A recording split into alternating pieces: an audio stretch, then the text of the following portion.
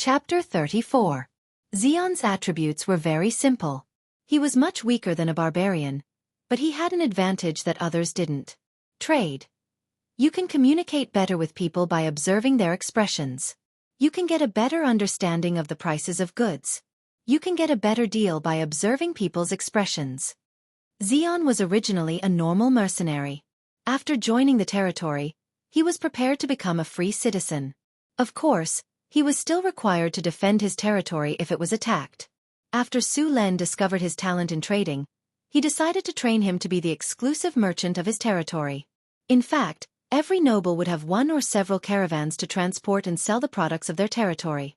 After all, if they relied on the products of their territory, it wouldn't be difficult for them to maintain their lives, but it wouldn't be easy for them to develop and expand. Su Len originally wanted to wait until his territory had a stable output next year before starting to form a merchant group. It seemed that he would have to bring it forward. Xian, I'm going to appoint you as the manager of my merchant group. Do you have any requests? Su Len looked at the muscular middle-aged man in front of him. Monseigneur, you want to appoint me as the manager of your merchant group? I have no objections. I'm happy to serve you. Originally, Jean was a little uneasy and worried that Su Luan would come to settle accounts with him because of the last battle. He didn't expect that Su Luan would let him be the steward of the caravan. Jean agreed without thinking. That's good. As the manager of the merchant group, you will be given 20 acres of farmland. However, this is only for temporary use. If you don't do a good job, it will be taken back. If you do a good job, it will be your reward. Of course, this is only the most basic reward.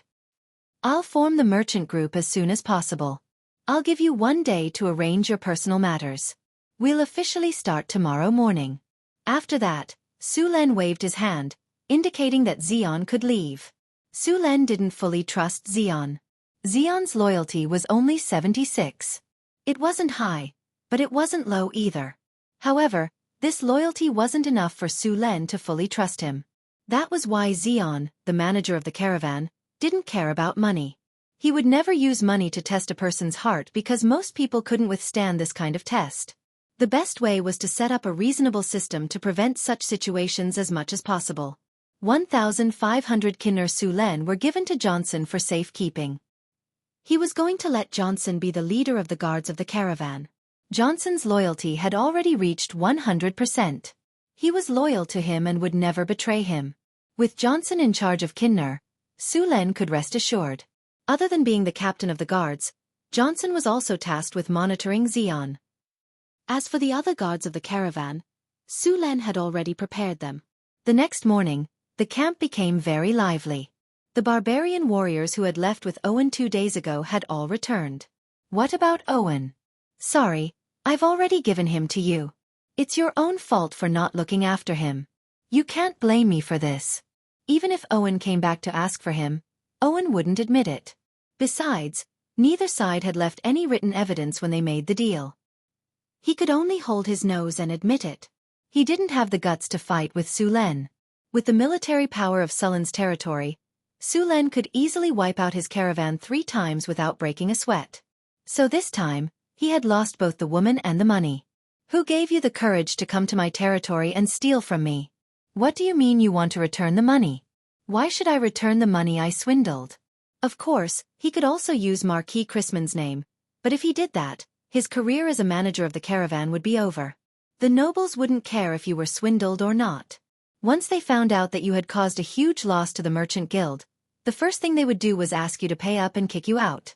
Su Len was completely fearless. These barbarian warriors who had just returned were the guards of the caravan.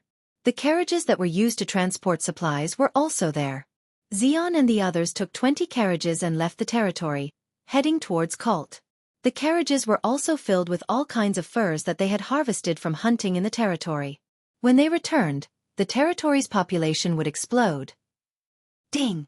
Territory Dungeon Quest unlocked. A giant tiger has appeared near your territory. The tiger's existence threatens the safety of the territory's residents. Please eliminate the tiger as soon as possible.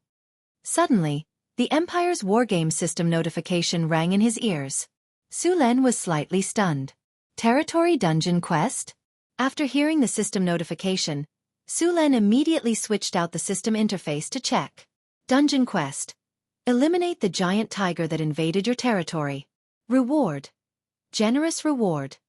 The system gave very few notifications. Su Len looked at it for a while and remembered that wild monsters would spawn in the wild every once in a while.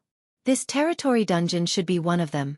In the game, these wild monsters would usually drop some good items. Boss, we're missing 3 cows. Su Len had just closed the system interface when a barbarian warrior hurried over. What happened? Boss, when Jonathan went to herd the cows today, he noticed that the number of cows was wrong. 3 cows were missing, and there was a huge gap in the fence. We don't know what kind of animal attacked the cattle pen. Monster attack. Su Len was slightly stunned. Then, he suddenly thought of the dungeon quest. Could this be a clue to the quest? Thinking of this, Su Len did not delay and immediately got up to go to the cattle pen. The cattle pen was outside the camp. If he let these wild cows stay here, his camp would probably become smelly in a few days. Therefore, he specially marked out an area outside the city and used logs to build a cattle pen. At the same time, he arranged for people to look after it. When he arrived at the cattle pen, Su Len quickly saw the damaged fence. He saw that the logs that were half a meter thick had been broken by a huge force. The surrounding fence was also broken into pieces. The scene was a mess. The logs used to build the fence were very sturdy. To destroy it to this extent required a very strong force. Even the barbarians could not compare. When he came closer, on the grass beside the fence, there were a few large paw prints on the ground. Seeing this, Su Len could confirm that the destruction of the cattle pen was caused by the giant tiger mentioned by the system.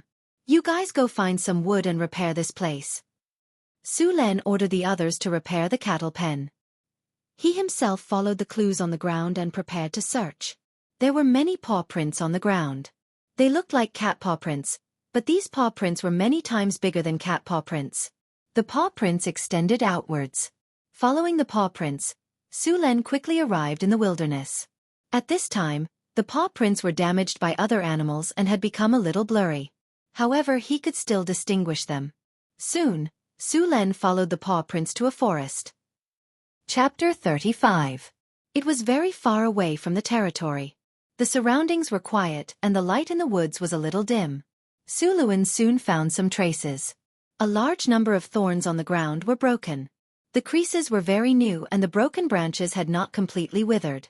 Obviously, animals had passed through here. Taking the spear out of the storage space, Su Len walked into the woods. As he went deeper, the eerie feeling became more and more intense. Soon, he saw 3 rotten corpses.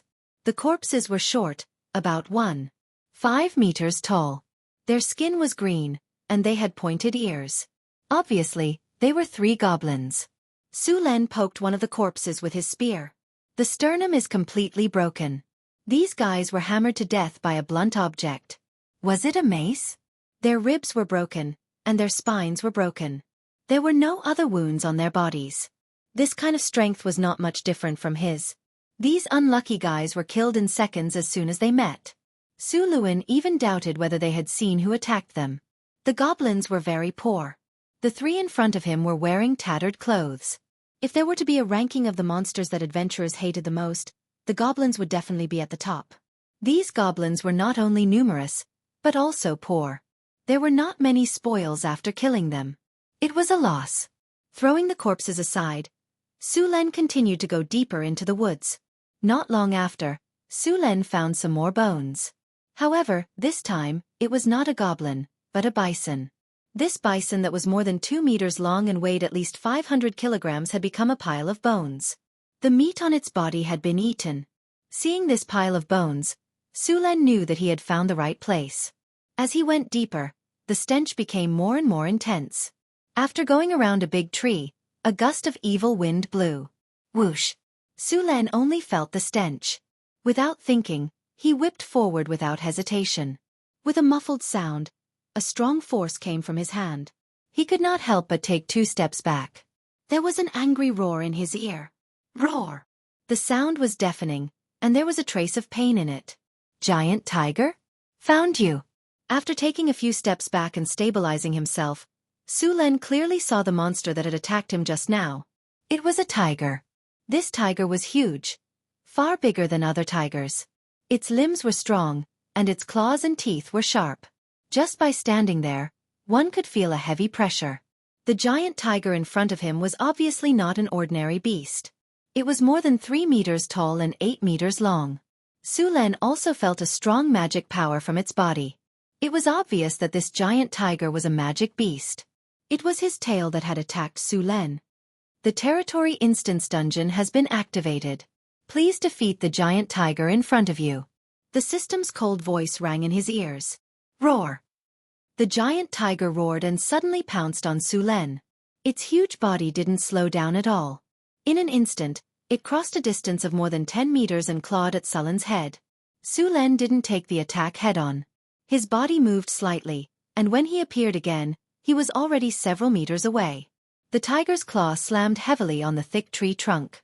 This tree that had grown for at least a few hundred years and had a diameter of more than 3 meters was directly broken. With its huge body, tyrannical strength, and not weak agility, this giant tiger could easily wipe out an army with just these close combat abilities.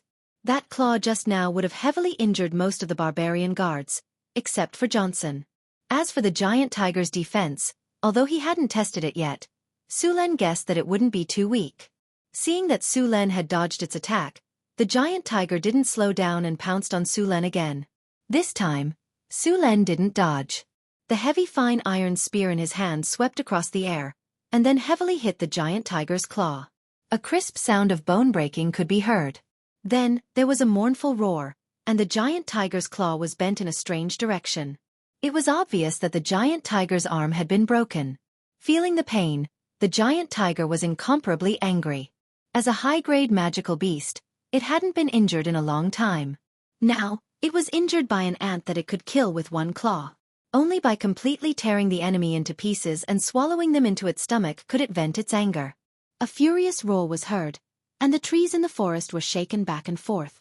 Dozens of green wind blades appeared out of thin air, and then flew at Su Len at an extremely fast speed.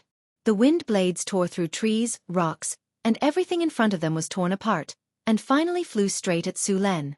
Su Len didn't even think about it. A cold chill spread out from his body, and in the next second, 3 ice blades appeared out of thin air, and then slashed at the green wind blades at an even faster speed. Only a series of popping sounds could be heard. The green wind blades collided with the 3 ice blades, and then dozens of wind blades were shattered. The green air suddenly exploded, and quickly dissipated into the air. A 5-meter radius of the center of the explosion seemed to have experienced a hurricane, and all the withered trees and grass fell and snapped in all directions. Holding the deformed spear, Su Len quickly rushed toward the giant tiger. A shadow flashed across the air, and in the next second, Su Len appeared beside the giant tiger, and the heavy spear smashed down with a shadow. The giant tiger felt a sharp pain on its head before it could react.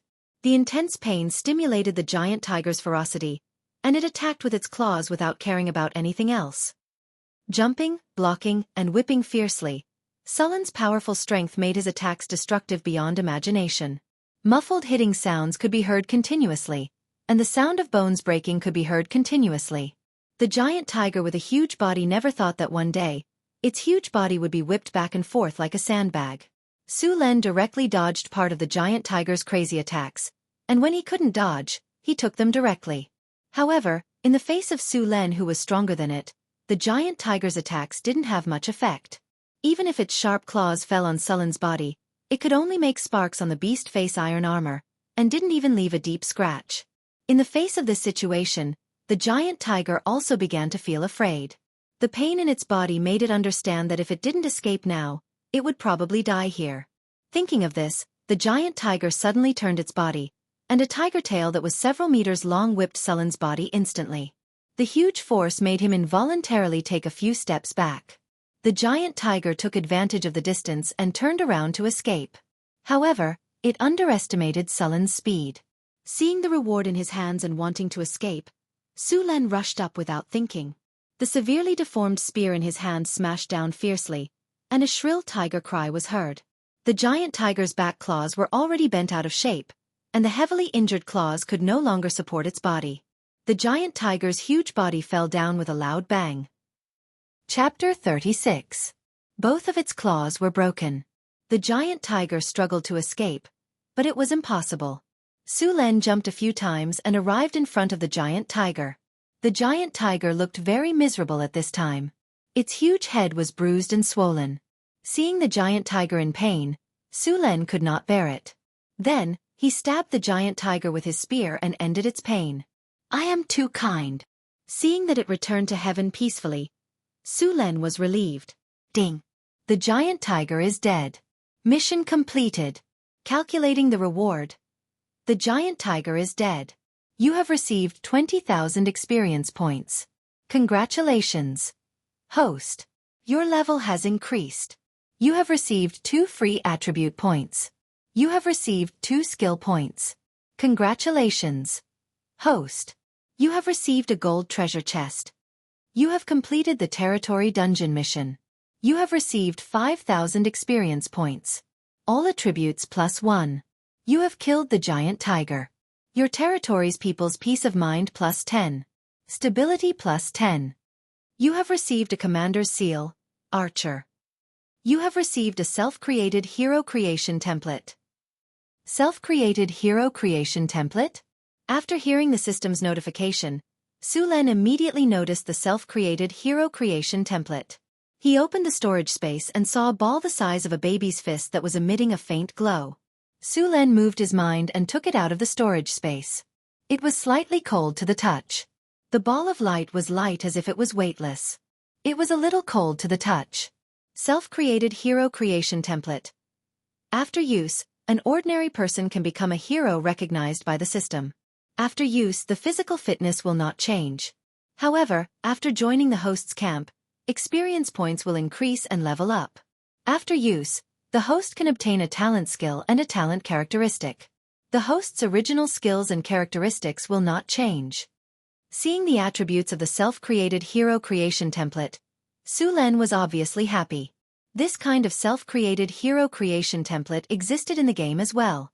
In the game, other than the basic NPC heroes, players could create other heroes according to their own ideas. He did not expect that this function would be retained after coming to this world.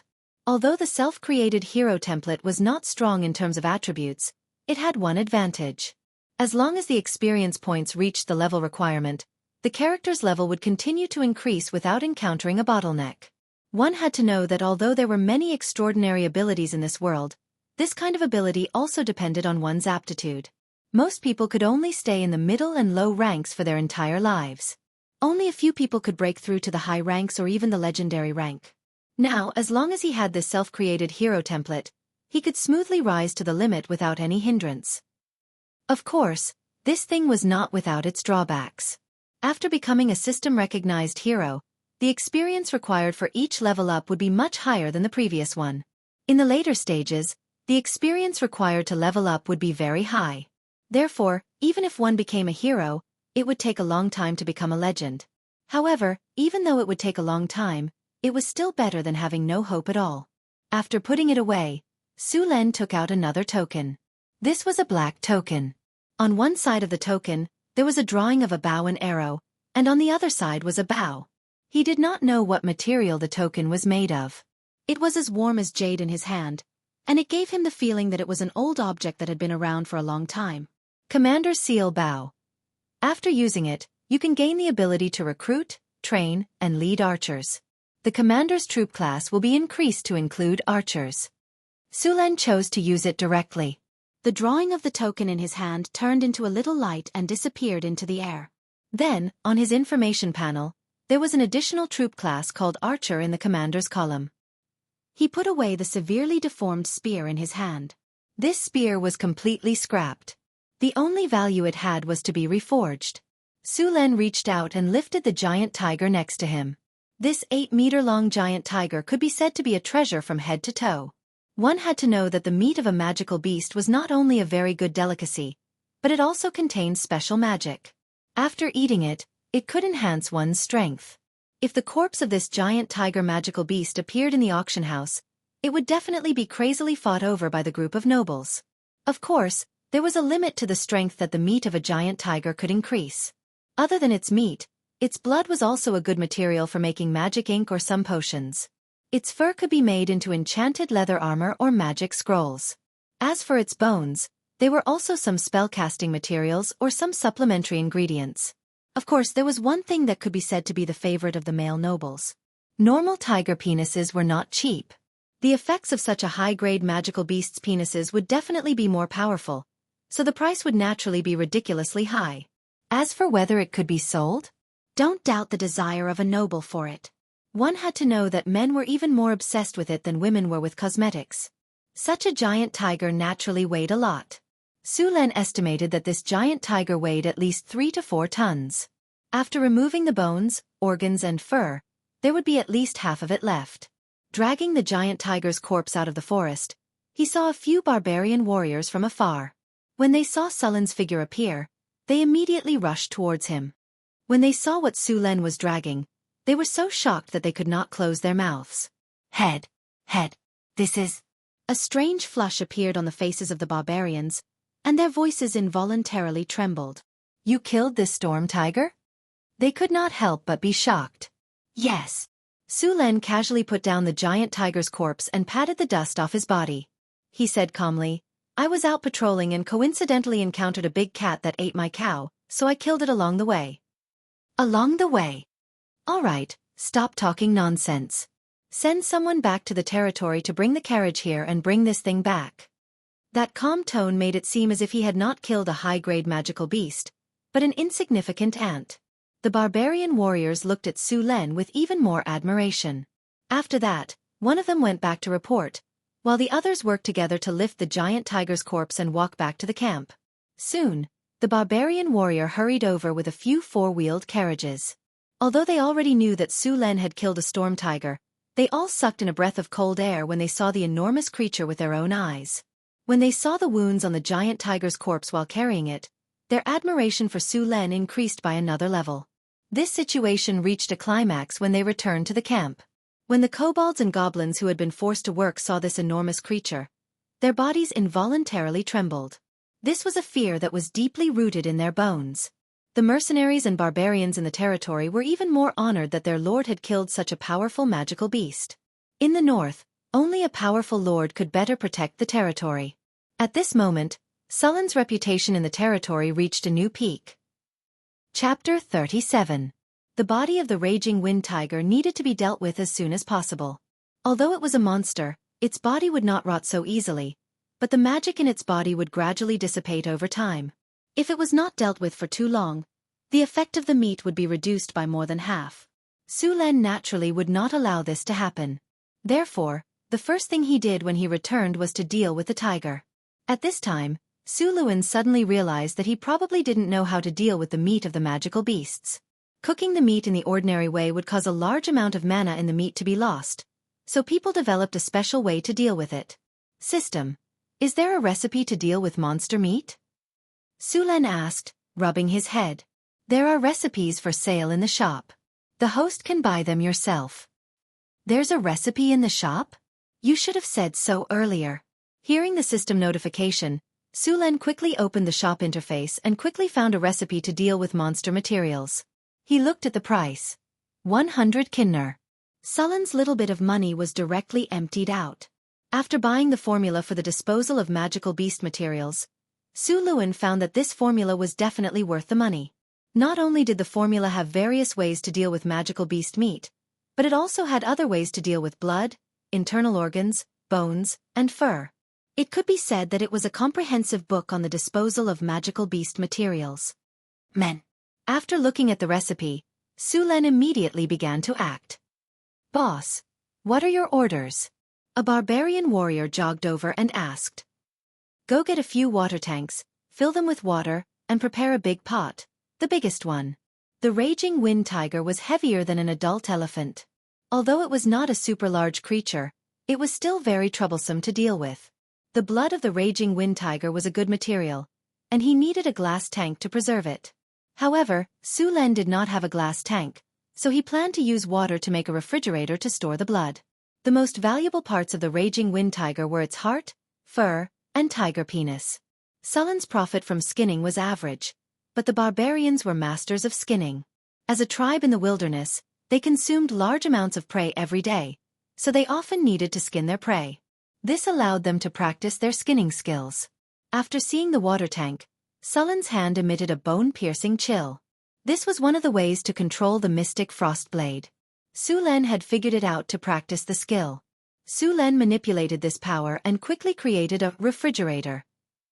Then, the two barbarians took out knives and cut open a wound on the tiger's neck. Blood that contained magic power slowly flowed out.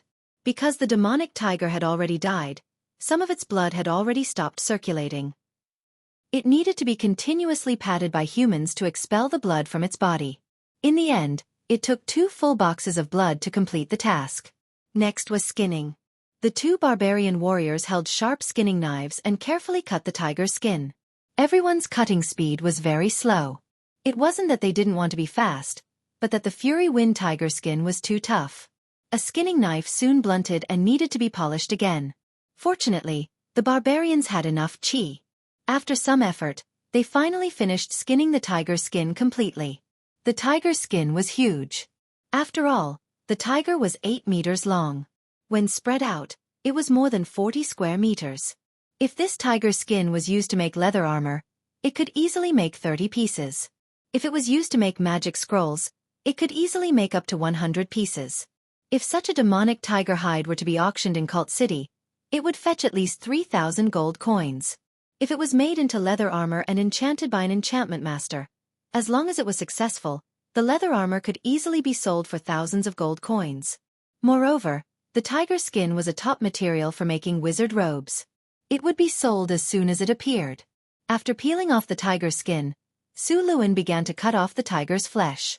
He first cut off the tiger's penis and then made an icebox to store it in. This thing could be sold to nobles for at least 5,000 gold coins. Even if he didn't sell it, he could still enjoy it. The tiger's teeth and bones were also removed. The tiger's heart and other organs were all taken out. The tiger's tail was also put away. It could be made into a whip. Finally, Su Len separated the tiger's spine, which was more than 7 meters long, and sealed it in ice. The tiger's heart was very big. It was twice the size of a basketball. Even if it was dead, one could still feel the shocking magic waves in the heart. The tiger's heart was the main material for making a magic potion. The most famous one was the Tiger King Awakening Potion. Using this potion could turn a normal person into a sorcerer. Of course, this potion was powerful, but so were the side effects. If one couldn't survive it, their bloodline would collapse and they would die on the spot. If one could survive it, they would awaken as a sorcerer and become a powerful spellcaster. Therefore, although it was dangerous, many people were still willing to try it. A tiger's heart could be used to make 10 bottles of Tiger King Awakening Potion. The price of a tiger's heart wasn't low either. It could be sold for at least 5,000 kinner to wizards. These wizards would then turn it into potions. 1 bottle could be sold for 5,000 kinner. If all of them were sold, the profit would be at least 10 times. However, this couldn't be helped. Only a few wizards and alchemists could make a small amount of this potion. After cutting up the tiger's meat, Su Len asked the barbarians to start a fire. He then took out all kinds of spices and other food to cook. The fire rose, and the water in the iron pot began to boil. Su Len poured the spices he prepared into the iron pot. Then, he put the tiger's meat into the pot. Soon, a strange fragrance spread out from the iron pot. Su Len felt his mouth watering. He couldn't help but want to take a bite. Even the barbarians behind him couldn't help but swallow their saliva. Su Len took out a piece of cooked tiger's meat and took a bite. It was tender and smooth. It was delicious. The other barbarians also stared at the meat in Sullen's hand. After eating the tiger's meat in a few bites, Su Len patted his stomach with satisfaction. A warm energy flowed back and forth in his body. It made Su Len feel like his whole body was soaking in a hot spring. It was very comfortable. Okay, eat. Look at you guys. You can't even take a piece of meat. Su Len took a few pieces of tiger's meat and threw it to the barbarians. After getting the meat, the barbarians didn't hold back. They opened their mouths and bit into the meat. Soon, they felt a warm current flowing through their bodies. Su Len looked at the meat. This kind of cooked meat was recognized by the system. P.S. Thank you to Night God Underworld Emperor for the 500 Qidian coins tip. Chapter 38. Magic Tiger Jerky. Made from the meat of a gale tiger and added a dozen spices. Delicious. Can quickly replenish stamina and slightly increase physique. Has special effects after consumption. Gain +2 strength and +2 dexterity for 2 hours after consumption. Gain +1 strength for the first consumption. Gain +2 strength cumulatively. A gale tiger like this would make at least 2 tons of jerky. Luckily, Su Len had asked his men to prepare a few big pots. Otherwise, it would take at least a day or two to cook all the meat. Also, the best time to prepare the gale tiger meat was 6 hours. If it wasn't done after 6 hours, the remaining meat would go bad, and the effect of the meat would be reduced by a lot. 2 hours later, all the tiger meat had been prepared. The fragrant jerky was piled up into a small hill in the yard. This kind of jerky could be stored for 3 years even if it wasn't specially stored. If it was stored in a special warehouse, it could even be stored for 10 years without a problem. After the jerky was stored in the warehouse, Su Len could finally relax. Apart from the jerky, there were no wizards in the territory who could handle the other materials. He could only wait until he recruited a wizard. As for selling them directly, that was the least profitable option. He gave all the barbarian warriors 3 pieces of jerky and told them to go back and eat. The amount of jerky was just enough to maximize the effect. Eating more would be a waste. After dealing with the storm tiger, Su Luen had time to check the other rewards given by the system. Leveling up had rewarded him with 2 attribute points and 2 skill points. Completing the quest had rewarded him with +1 to all attributes. In addition, eating the storm tiger's meat had increased his strength by 2 points. It could be said that this quest had brought him 9 attribute points so far, which was more than he gained from leveling up 4 times. Su Len added the 2 attribute points to strength. Now, his strength had reached 31 points. As for the attribute points, he didn't learn any new skills. Instead, he upgraded his heal skill to physique healing. Physique healing. After use, it can quickly heal more serious injuries. Name: Sullen Race. Human Strength: 31 Dexterity, 29 Will, 24 Vitality, 29 Charm, 19 Free Attribute Points, 0 Skill Points, 0 Skills. Omitted. After testing the effects of physical healing, he found that the effects of physical healing were twice as effective as life healing. However, the consumption of physical healing was the same. After testing the skill, Su Len took out the golden treasure chest from his storage space. Compared to the silver treasure chest, the gold treasure chest had a much more extravagant appearance. It was completely golden in color and gave off a rich aura. After opening the treasure chest, a burst of spiritual light dissipated, and a peculiar banner appeared before him. Congratulations, host! You have obtained the Wind Dragon Flag. Wind Dragon Flag. A magical flag with the ability to control the wind element. The wielder will gain the ability to control the wind element. Additional skills: Wind Elemental Control, Wind Tornado, Wind Dragon Spiral, Lightning Storm. Wind Elemental Control. Able to skillfully control the power of wind elemental energy. Wind elemental affinity increased by 30%. Reduces wind elemental energy consumption by 30%. Wind Tornado. Summons 2 tornadoes made of wind elemental storm to attack the target. Wind Dragon Whirlwind. Summons a portion of the wind elemental storm to form a tornado to attack the target. Lightning Storm. Summons a large amount of wind elemental energy to create a storm within a certain range. Looking at the banner, Su Len was very surprised. This kind of magic item that could release large-scale strategic spells was very rare in the entire human world. It could be said that this item was a great weapon for the countries in this era. Just like the St. Louis Empire, they had the Holy Grail, which was rumored to be able to summon angels. The Lotus Federation in the south also had the Constellation Plate, which could summon a meteor shower. Of course, these strategic magic items could not be used at will. Although Su Len did not know the cost of using these items, it must be very high. He reached out and picked up the Wind Dragon Flag. The entire flag was surrounded by wind elemental energy. When it was swayed slightly, it could move the surrounding elemental energy. As expected, Su Len shook his head with a bitter smile. He felt the Wind Dragon Flag just now. The Wind Dragon Whirlwind was still okay. He could barely use it with his mana. As for the Wind Dragon Whirlwind and Lightning Storm, even if he had twice as much mana, it would still be difficult. According to his estimation, if he wanted to use the Wind Dragon Whirlwind, he would need at least 3 times as much mana. As for the lightning storm, he would need even more mana. At least for now, Su Len could not see any hope. Of course, this did not mean that the wind dragon flag was useless. The wind elemental control on the flag could still be used. This was a passive ability. With this, Su Len could now try to cast low-level wind elemental spells. For example, the wind blade that the Gale Tiger released. Su Len could also release it now. It could be said that if this wind dragon flag fell into the hands of a legendary wizard, that wizard's power would be greatly increased.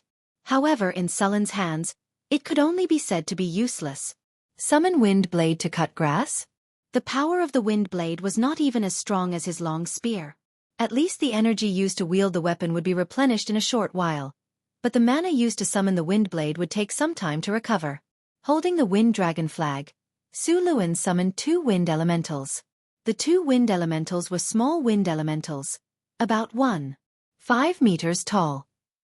They looked like 2 small tornadoes with a few lightning bolts inside. This kind of wind elementals had very low intelligence, so Su Luen could command and control them at will with the power of the wind dragon flag. Although the 2 wind elementals had low combat power, they were masters at cleaning. They floated in the air like powerful vacuum cleaners. With a whoosh, the trash, dust, and grass on the ground were brought to the trash bin by the wind elementals. They even provided the service of cutting grass. After a whirlwind blew by, even the grass was cleaned up. From that day onwards, Su Len had 2 more automatic smart vacuum cleaners. He also named the 2 wind elementals Vacuum Cleaner 1 and Vacuum Cleaner 2. After that, the territory finally ushered in a period of peace. The number of goblins and kobold tribes in the territory decreased because of the barbarians' regular patrols. Su Len continued to bring the slaves to reclaim the land in the camp to plant potatoes. There was still a shortage of food in the territory. Su Luen's plan was to cultivate at least 5,000 mu of land, all of which would be planted with potatoes. The potatoes would mature in 3 to 4 months. When the first batch of potatoes was ripe, it would almost snow here. Unlike the south, the north had long winters. Only when the potatoes matured would there be enough food in the territory. Chapter 39. The weather was still hot after autumn. In the wilderness outside the territory, thousands of goblins, kobolds, and gnolls were repairing the earth under the sun. There were also dozens of supervisors of different races standing next to them. Whenever they saw someone slacking off, they would immediately whip them. Su Luen was lying leisurely on a recliner under a big tree, wearing a pair of black crystal sunglasses on the bridge of his nose. There was a glass of freshly squeezed juice on the small table next to him. Behind him, Vacuum Cleaner number 1 and Vacuum Cleaner number 2 were like 2 small fans with great power, blowing the wind with a whooshing sound. In this autumn sun, they brought a gust of cool breeze. On the other side of the field that had already been cultivated, a group of strong women and children were driving the cows to plow the field. On the other side of the city wall, there was fertile black soil on the banks of the Red Sand River. About 2,000 acres of land had already been cultivated. According to the current progress, it would take at most half a month to cultivate all 5,000 acres of potatoes. Ding! The construction of the barracks field is complete. Importing data. Importing the militia training content. Importing the infantry training content. Importing the archer training content. Data importing progress 10%, 20%, 30%. Su Luen was slightly taken aback by the sudden sound of the system notification. The barracks field was already completed? Su Len quickly opened the system interface to check. Barracks drill ground. The barracks drill ground trains qualified soldiers for the territory. Every soldier trained here is a qualified warrior. They are important personnel in the defense of the territory and have undergone rigorous military training. They only need to go through a period of training to become elite soldiers. Soldiers are the foundation of a lord's rule. Weapon proficiency +2, training time reduced by 20%, discipline +2, morale +15, territory stability +15. Looking at the barracks attributes, Su Len was secretly happy. With the barracks, he could continue to train qualified soldiers. Of course, the prerequisite was that he had enough money and territory. Training soldiers required money. Currently, the barracks in the territory could only train 3 types of soldiers. One was the barbarian soldiers, the other was the spearmen, and the last was the archer. Among them, the lancers were the least expensive, with only 1 kinner. The barbarians required 3 kinner, and the archers required 2 kinner. As for cavalry, crossbowmen, and heavy infantry, they were all unlocked. The easiest way to unlock these troop classes was to obtain the corresponding troop class's commander's seal. If there was no commander's seal, then recruit a hero who could train this troop class. Of course, they could only recruit ordinary soldiers. As for those special soldiers, they needed a commander's seal to train them. Su Len also wanted to form a powerful knight order, but based on the current situation, this goal was still very far away. They arrived at the military camp, which was located on the west side of the territory outside the city wall. The city wall that Su Len was currently building was actually the inner city of the city. When the territory population increased next year, the outer city and outer city walls would be officially built. The inner city of Su Len was prepared to be his private land. The area of the military camp was not small. It was divided into barracks, warehouses, training grounds, and drill grounds. The training grounds and drill grounds took up 70% of the total area of the military camp. Currently, there were only some archery targets and straw dummies in the training grounds. There were also some training weapons and equipment. An army formed by newly recruited freedmen would not be recognized by the system. Only those who were strong would be recognized, such as the barbarians. When freedmen formed an army, they would still be considered commoners, and only after a period of training could they become militia. But once they had a military camp and went through the training, they would directly skip the militia and become new soldiers. Although the military camp was successfully built, Su Len did not recruit soldiers. The territory's population was too small. Other than the barbarians, there were only mercenaries. If he wanted to train soldiers, he would have to wait for the slaves that Xian brought back from Cult City. After inspecting the military camp, Su Len did not go back to rest. Instead, he went to the smithy. In the last battle with the Storm Tiger, his weapon was damaged. Now, he needed a new one. Because he was very strong, his weapon had to be sturdy and durable. Take the spear for example. A spear made of ironwood was too light in his hands. Therefore, he used an iron spear. However, even an iron spear could not withstand his destruction. As for why he did not use other weapons, it was because the spear was cool. Actually, it was because of the system's template. Only by using a spear could he unleash the greatest power. As for the lucky of the spearman, Su Len did not feel it at all. In fact, his luck was not bad. After all, he had inherited Big Brother Yun's template. How did the saying go again? The world spearman had a stone of luck. Zilong alone had 12 stones, while the rest of the spearmen had 2 stones. Su Len now had 12 stones of luck. The spearman's luck was based on facts. Looking through historical records and classical works, he realized that most of the spearmen in history did not have good endings. The Marquis of Huayin, Han Xian, was conferred the title of Marquis. He received an imperial edict but was ignored by heaven and earth. In the end, he was beaten to death. The little conqueror, Sun Tzu, was ambushed by a few thieves.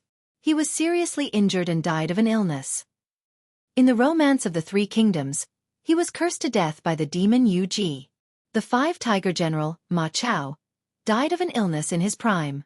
The 5-tiger general, Zhang Fei, was stabbed in the back by his subordinates. His head was chopped off while he was sleeping. In the Romance of the Sui and Tang dynasties, Luo Cheng fell into a trap and was pierced through the heart by thousands of arrows. The Yang family of Skywave Prefecture, the Yang family's spearmanship was unparalleled in the world. However, almost no one in the family had a good ending. The leopard head, Lin Chong, was exhausted and his wife and children were separated. In the end, he died of humiliation in the 6 Harmonies Pagoda. Su Ning, the leader of the first group of people to worship heaven on the way to Liangshan Lake. The national hero, Yu Fei, was killed by Wan Yengo and Qin Hui. These living examples told us that the spearman's luck was really low. Looking at Zhao Zilong, who had fought countless battles in his life and lived for more than 80 years without any illness or disaster, his ending was much better than theirs. It was a miracle that he could save his master alone. 42 years of life, Zilong has shown his prowess. Therefore, Big Brother Yun's luck was based on history. If he wanted to forge a weapon for himself, he naturally had to use the best materials possible. The best material in the blacksmith shop was the tempered iron essence. In addition to the tempered iron essence, Su Len also took out the 2 pieces of iron essence that were rewarded by the system. These 2 pieces of iron essence were much better than the tempered iron essence in the blacksmith shop. If not for the fact that he did not have enough iron essence to forge a spear, Su Len would have used all of it. Now, he could only use a mixture of tempered iron essence. Chapter 40. Bruce's craftsmanship could only be considered decent. There was still a gap between him and a true master, not to mention the dwarves. However, Su Len didn't expect him to make a divine weapon for him. He only wanted it to be sturdy and durable. None of the enemies he'd encountered so far had made him feel threatened. After a day of forging, Sullen's new weapon was completed. Steel Spear. A superior weapon forged with steel as the main material. Sturdy, durable, and sharp. Armor penetration +1, sturdiness +1, sharpness +1. Su Len shook the spear. The entire spear was made of metal, so it weighed more than 40 kilograms. It was already considered a heavy weapon, and it was more than 3 meters long. Without great strength, it was impossible to wield this weapon. After the rain, the wilderness plains welcomed the bright and beautiful sun. A group of spotted antelopes were eating grass with their heads lowered. Only the leader of the antelope kept turning its head back and forth, paying attention to any movement in the wind or grass. It seemed that it would immediately warn the herd to flee if it noticed anything wrong. Su Len stood downwind and observed the group of antelopes. Antelopes were very alert animals. There would always be a sentinel keeping watch at all times. This was also how they could reproduce and survive in the wilderness. Antelopes usually lived in groups of a dozen to a few dozen. These antelopes were good at running and were very difficult to catch. At the very least, horses and hunting dogs couldn't catch up to them. Goblins and kobolds couldn't even catch up. The best way to catch an antelope was to ambush and surround it. At this moment, 30 barbarians had formed an encirclement around the group of antelopes within a 1-kilometer radius. Before the group of antelopes noticed, the encirclement started to shrink. The antelopes didn't notice the approaching danger and continued to nibble on the grass. A few 3-month-old baby antelopes were playing around their mother. At this moment, the sentinel's head suddenly stopped moving. Its body seemed to be preparing to leap up. The barbarians hiding in the grass felt their hearts tighten. "Move!" With a loud roar, he leapt up from the bushes. The barbarians hidden in the bushes around him leapt out and quickly charged towards the antelope in the middle. The herd of spotted antelopes instantly panicked. More than 10 spotted antelopes ran in all directions in panic, but against the hunter who had already completed his task, their fate was self-evident. A few minutes later, more than 30 barbarians came to Su Luan's place with their prey in high spirits. "Boss, we caught them all. Not a single one escaped. Are the females and lambs injured?" Su Len asked. He planned to try to raise the spotted antelopes in his territory. "Boss, since you've instructed us, we'll definitely be careful. Those you and the little spotted antelope are fine." A barbarian raised the spotted antelope in his hand and said, "That's good. Let's go back to Sword's Gate and eat a whole roasted lamb today." Su Len said as he led the barbarians back to the campsite. Next was boiling water, slaughtering the antelope, letting out the blood and skinning it. Su Len purposely kept the blood for tonight's hot pot. A few barbarians deftly cut open the antelope's stomach and cut it into pieces. They didn't throw away the organs either. These were the real treasures. After washing and skinning them clean, they directly put them into the hot pot to cook. Su Len purposely asked Bruce to melt the bronze weapons and make 2 bronze hot pots. He hadn't had a hot pot for so long in the wilderness. Now that the territory had stabilized, Su Len couldn't hold back his hunger any longer. The soup base of the hot pot was boiled with butter, chili pepper and other spices. The soup stock was also boiled with beef bones. Although the conditions were a little simple, the soup boiled with bison bones was too fragrant. The beef bones had been simmered for a day, and the oil in the bone marrow had been stewed out. Su Len ate the mutton hot pot to his heart's content. After coming to the northern wilderness for so long, he ate potato fish or potato fried fish every day. No matter how delicious the fish soup was, he would throw up if he ate it for 1 or 2 months. He almost wanted to look up at the stars. Now that he had a delicious mutton hot pot, it was simply too blissful. Because of the food shortage, Su Len took the barbarians to hunt in the wilderness. Although the wilderness looked barren, there were still many different kinds of animals. After a period of hunting, the hunting team's harvest was very rich. In order to store the prey, Su Len specially ordered the slaves to build a livestock pen next to the city wall. Now there were more than 100 different kinds of animals in the pen. There were more than 20 spotted antelopes, and the most were the giant antelopes. These giant antelopes migrated from here some time ago, and he and the barbarian hunters caught hundreds of them. If it wasn't because he was worried that the giant antelopes wouldn't pass through here in the future, Su Len was ready to cook them with a ladle. The construction of the territory was still ongoing, but the most important buildings had already been completed. Most of them were civilian houses. The houses he was building this time could house up to 1,000 people. Even the 500 slaves that Xian and Johnson brought back would have a place to live. However, Sulan's own lord's castle was now almost finished. Of course, it was simplified. If it was built according to his ideal, it wouldn't be finished at all in a year and a half. As for the temple in the territory, Su Len didn't build it at all. Temples were necessary in the St. Louis Empire. Every city had a temple, and even the villages had a church. After all, the church was an international power, and the power of the church was unprecedentedly strong there. The Kingdom of Florence was a multi-faith country. There were temples in the cities, but the power of religion was not strong. Even if Su Len built a temple in this god-forsaken territory, there probably wouldn't be any priests here. A temple had its advantages. At least the healing divinity of a temple priest was very good. And from the beginning, he didn't plan to build a temple. It was too expensive. The best material to build a temple was marble, but where could he find marble in the northern wilderness? A temple occupied a large area, and was generally built in the prosperous areas of the city. In such a place where every inch of land was worth gold, Su Len didn't want to give it to a temple for free. Wouldn't it be better to build a business street or sell it as a shop? Of course, if his territory developed, there would definitely be churches coming to build temples. At that time, it would depend on the negotiation between the two sides. After the important buildings in the territory were finished, Su Len directed the construction of drainage projects in the town, including the public toilets and public baths in the future town. Chapter 41. In the past, the barbarians did not pay attention to personal hygiene. Later, Su Len forced them to do so. Barbarians usually had long hair, and some of them even had braids. However, these guys were too lazy and couldn't be bothered to take care of their hair.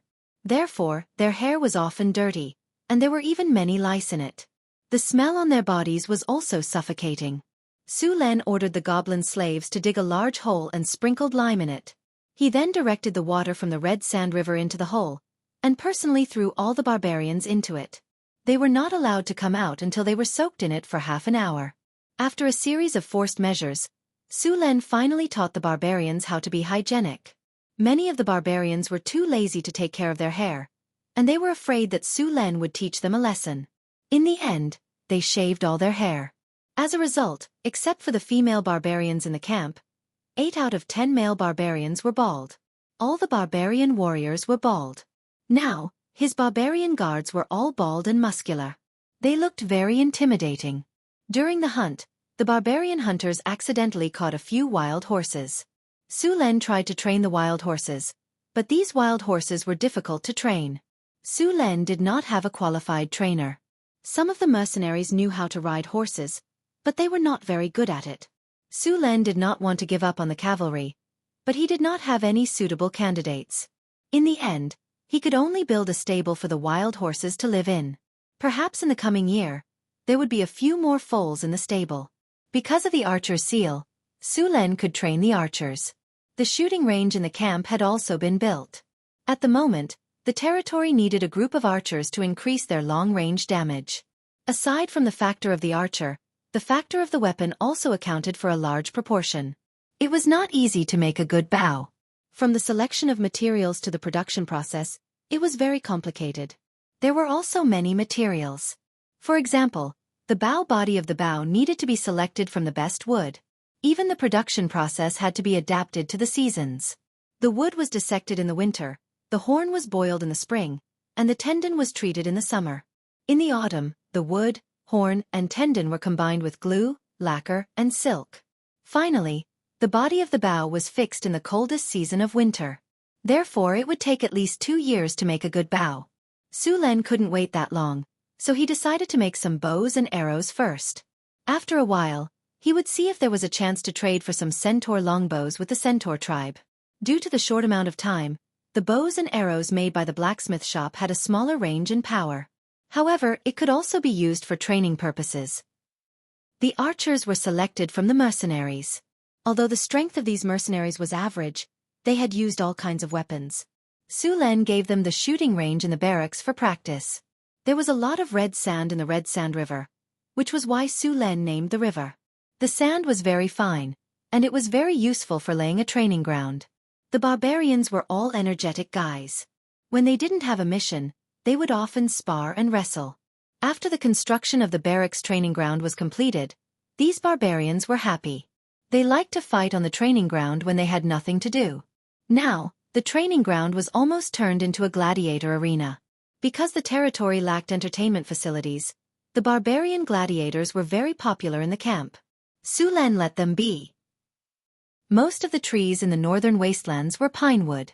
Pine wood was not the best wood for making bows and arrows because of its average toughness. The Kingdom of Florence most commonly used oak or teak to make bows and arrows. After these woods were air-dried, the bows made were tough and not easily deformed. The range was also long. It was the standard equipment of the kingdom's army. Of course, although the Kingdom of Florence's bows and arrows were good, they were still lacking compared to the centaurs and half-elves. The effective range of the Florence's standard longbow was only about 100 meters. Some excellent archers could hit the target at 120 meters. The effective range of the centaur's bows and arrows was 150 meters or even 200 meters. The same was true for the half-elves. In addition to their superior bow-making skills, there was also the material of the bows and arrows. The centaur's longbows were made of purple fir wood, coupled with their unique bow-making skills. As for the bows used by the half-elves, it seemed to be a special plant that they cultivated. Purple fir wood was expensive and could only be found in the depths of the northern wastelands.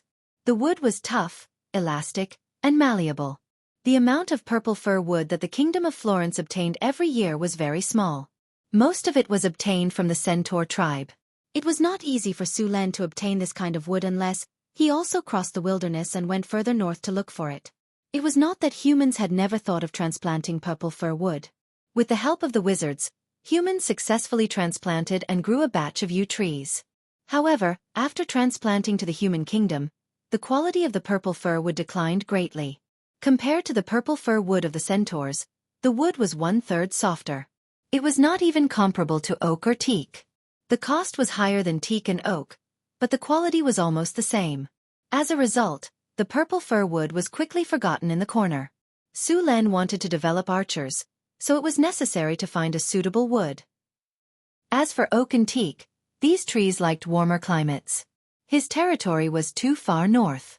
Whether it was oak or teak, they would freeze to death in the long northern winter.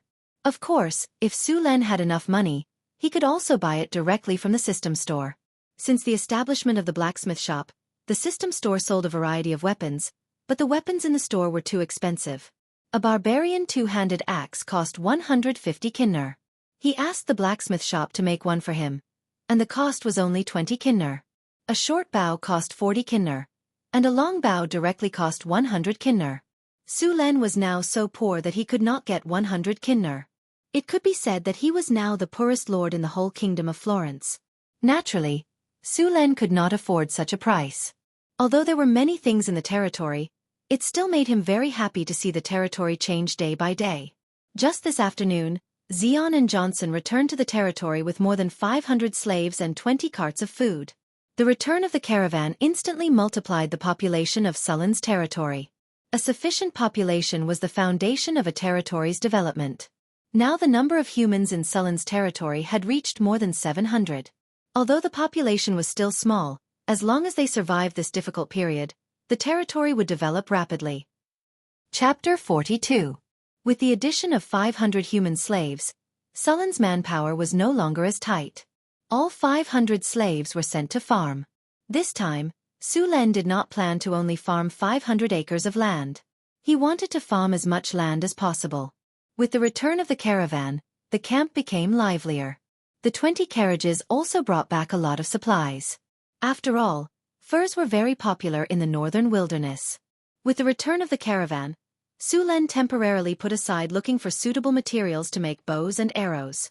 He focused on developing his territory again. With a large increase in the population, the territory became more prosperous. 10 days after Owen's caravan left, they passed by Sullen's territory again. However, because of the barbarians' escape last time, Owen directly went to Su Len to ask for compensation. However, Su Len did not admit that he was the one who let the barbarians escape. He even claimed that the barbarians who escaped were not with him. In order to prove his innocence, Su Len asked Owen to personally check his barbarian guards. Of course, he did not find anything. In the end, Owen could only leave with a sullen expression. Su Len noticed that Owen's caravan had many longbows. The longbows were 1.8 meters long and had a purple body. They were centaur longbows. There were at least 50 of them. It seemed that Owen had a good harvest this time. These centaur longbows could be sold for at least 3,000 gold coins in the human kingdom. They were also priceless. They would be bought as soon as they appeared. An archer squad made up of centaur longbows was definitely the nightmare of any attacker. Unfortunately, he did not have the money to buy them. Su Len suppressed his desire to rob with an unusually strong will. He arranged for people to send Owen's caravan away. As the days passed, the territory continued to change. The appearance of a new territory would naturally occupy the living space of the original wasteland races. It was also a threat to the surrounding wasteland races. After defeating the middle-sized Knoll tribe, the territory gained a temporary peace. However, this peace would not last long. The strong intervention of humans was like a baby crocodile in a small fish pond. Although it was still young, once this crocodile grew up, the whole fish pond would be eaten clean by it. Faced with the pressure of the humans, and after a month of chaos, the surrounding tribes finally came to an agreement. They formed a powerful army to drive the humans out of the wastelands. The remaining 2 Knoll tribes, as well as a larger number of goblins and kobolds, were preparing to form a powerful allied army. The law of survival in the wilderness was always the law of the jungle. It was rare for several tribes to band together. Only when they felt a common sense of danger would they choose to band together. After the last battle, Su Len restored the beacon towers in his territory and added a few more. He also paid close attention to the movements around his territory. Forer was a goblin. To be precise, he was the leader of a small goblin tribe. When Su Len led the barbarians to clean up the wasteland, their entire tribe was captured and enslaved. What was unbelievable was that the leader of the goblin tribe, Forer, had learned the human language. Although he stuttered and spoke with a strange accent, he had successfully learned the human language. After learning the human language, Forer volunteered to be Sullen's interpreter. He believed that there was nothing wrong with being Sullen's slave. At least Su Len would give them food so that they would not starve. The goblins in the wasteland were often enslaved by various powerful tribes. The trolls, gnolls, lizardmen, and many others would enslave the goblins. Under the enslavement of these tribes, the goblins were used as cannon fodder or as food reserves. In comparison, being a slave in the human territory was like heaven. Although they would still be whipped, at least they would not be killed. Moreover, they would be given food if they worked hard. Although the food given to them was pitiful, it was better than starving. Although Su Len had been in this world for 10 years, he still retained many values from his previous life. Of course, he did not try to challenge the traditions of this world. He was against slavery, against the exploitation of nobles, against religious oppression, and so on. As an adult with vested interests, he would not risk universal condemnation to liberate the slaves. However, he would not be like the people of this era who would oppress the slaves cruelly. For example, as long as the goblins and hound-head men did not resist, Su Len would not simply kill them. The slaves would work and provide them with food. Of course, that was all. However, the goblin leader, Forer, felt that this was a blessing. The goblin leader told the other goblins about the benefits of being Sullen's slave and promoted Sullen's benevolence. What surprised him more was that the system recognized this goblin called Forer. Goblin slave. Forer. Goblin leader. Master. Su Len. Loyalty. 100. Most of the former goblin lords were foolish, but there were always 1 or 2 exceptions. As a smart one among the goblins, he learned the human language with his own efforts. In order to have enough food and clothes, he chose to pledge his loyalty to the humans. With his identity, he easily gained the trust of the goblins. Skills. Observation +2. Goblin affinity +20. With this goblin slave, the goblin slaves became more docile. Su Len put all the goblin supervisors under his command and the goblins' efficiency increased again. And those goblin supervisors had actually become soldiers recognized by the system. Goblin supervisor. The strongest among the goblins. In order to have a better life, these goblins chose to pledge their loyalty to the human lord. Strength. 4. Vitality. 3. Agility. 5. Spirit. 3. Charm. 3. Skills. Lash. Observation. Although their combat power is not as good as the 5 weaklings, they still have their own uses. After Su Len discovered this situation, other than ordering the goblins to work, he also sent them to the wilderness to gather information about the tribes. Due to their identity as goblins, they naturally gained the recognition of the tribes in the wilderness. They easily blended into the tribes and eavesdropped on the news for Su Len. For these undisciplined tribes in the wilderness, one more goblin slave or one less goblin slave would not even be noticed. With the information provided by the goblin slaves, Su Len finally had a more accurate understanding of the tribes around his territory. Chapter 43. You're saying that the tribes have formed an alliance to attack my territory? Su Len was not too surprised to hear the news from Fora. Yes, master, Fora said respectfully as he lay on the ground. Get up. If it's true, you've done a great job. Su Len put the piece of wood on the table. Thank you, master, Fora said excitedly. He even wanted to kiss Sullen's boots. Johnson, send a few people to scout the territory. See if the gnolls, goblins, and kobolds have gathered. Yes, boss. I'll go arrange it right away, Johnson said as he turned around and left. After the arrangements were made, Su Len began to gather the rest of the barbarian guards. Everyone's vacation was cancelled. Su Len even gave the remaining women and children weapons.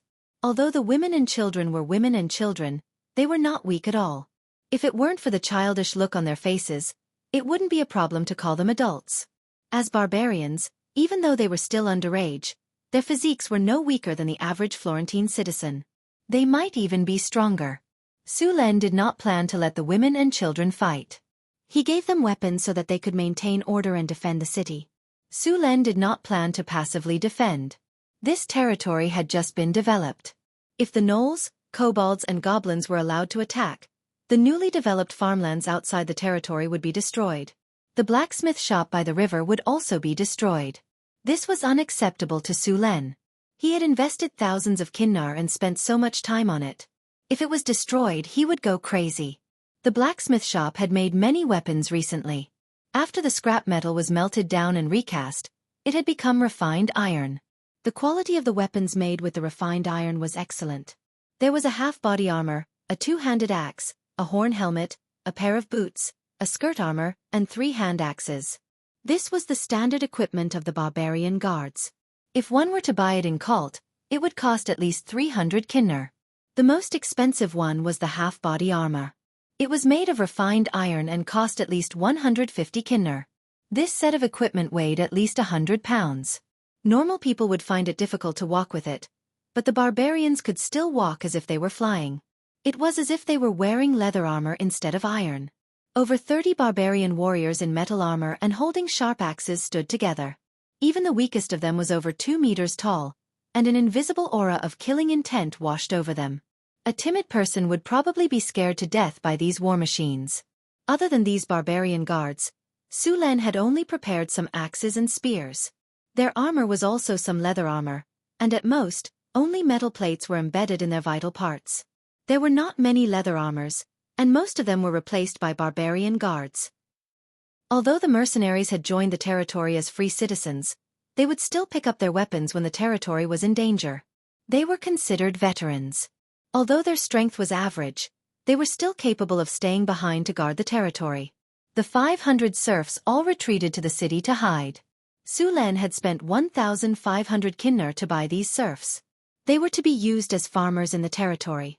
He did not plan to let these serfs fight. Even if they picked up their weapons, they would be nothing more than food to the goblins and kobolds. The 1,000 goblins, kobolds, and gnolls were locked up to prevent them from causing trouble when Su Len was not around. After everything was arranged, it was already evening. Su Len brought the barbarian guards back to the Lord's castle for dinner. When Xian and Johnson went back to buy slaves last time, Su Len specifically asked him to bring back a chef from Cult.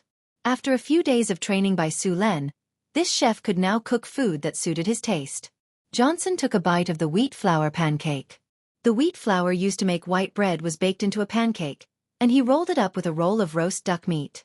It conquered his taste buds instantly, and he devoured the pancake in a few bites.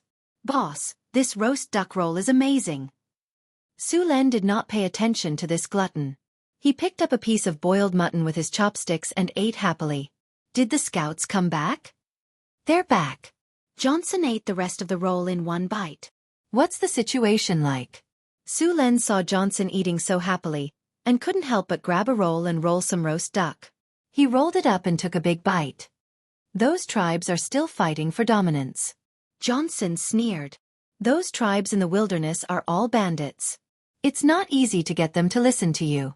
None of them are willing to suffer losses. If they want to unite, they won't succeed without a few internal fights. They really are a bunch of mobs. Su Len said. How many of them are there? The camp is too messy.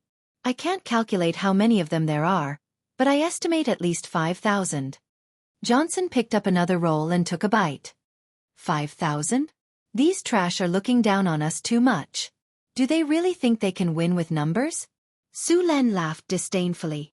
But we can't be careless. A lion will go all out to catch a rabbit, not to mention a war. Be careful. My lord is wise. Johnson flattered. It's good that they're working together. It saves me the trouble of looking for them one by one. This time, we can deal with them all at once. It saves me a lot of trouble. Su Len said as he took a sip of ale. By the way, do you remember where the tribe's allied forces are? Of course.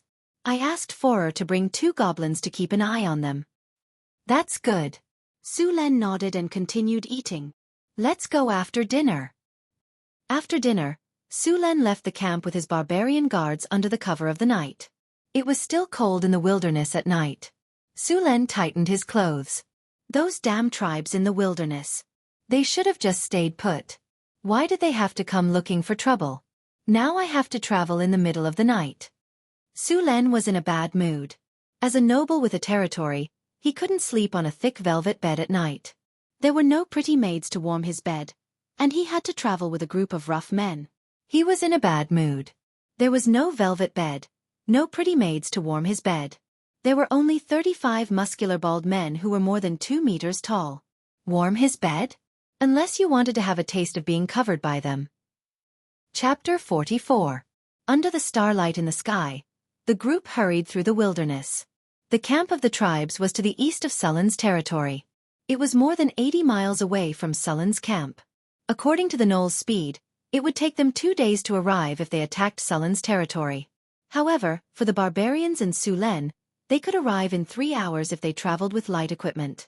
To save energy, Su Len brought a few carriages to transport the armor. Everyone carried their own weapons. Other than weapons, the carriages were also loaded with large amounts of pine wood. Pine wood could be found everywhere in the wilderness. This plant liked to grow in cold areas because of the high oil content in its trunk. It was very suitable for making torches. It was a must-have for traveling, killing, and robbing. There were many nocturnal animals in the wilderness. However, when they saw Sullen's group, they all ran away. The group traveled for 6 hours in the wilderness. Finally, at 2 o'clock in the morning, they arrived 3 miles away from the camp of the tribes. Master, you're finally here. A figure quickly rushed over and jumped at Sullen's feet. It was Forer. Get up. What's the situation at the camp of the tribes? Su Len asked.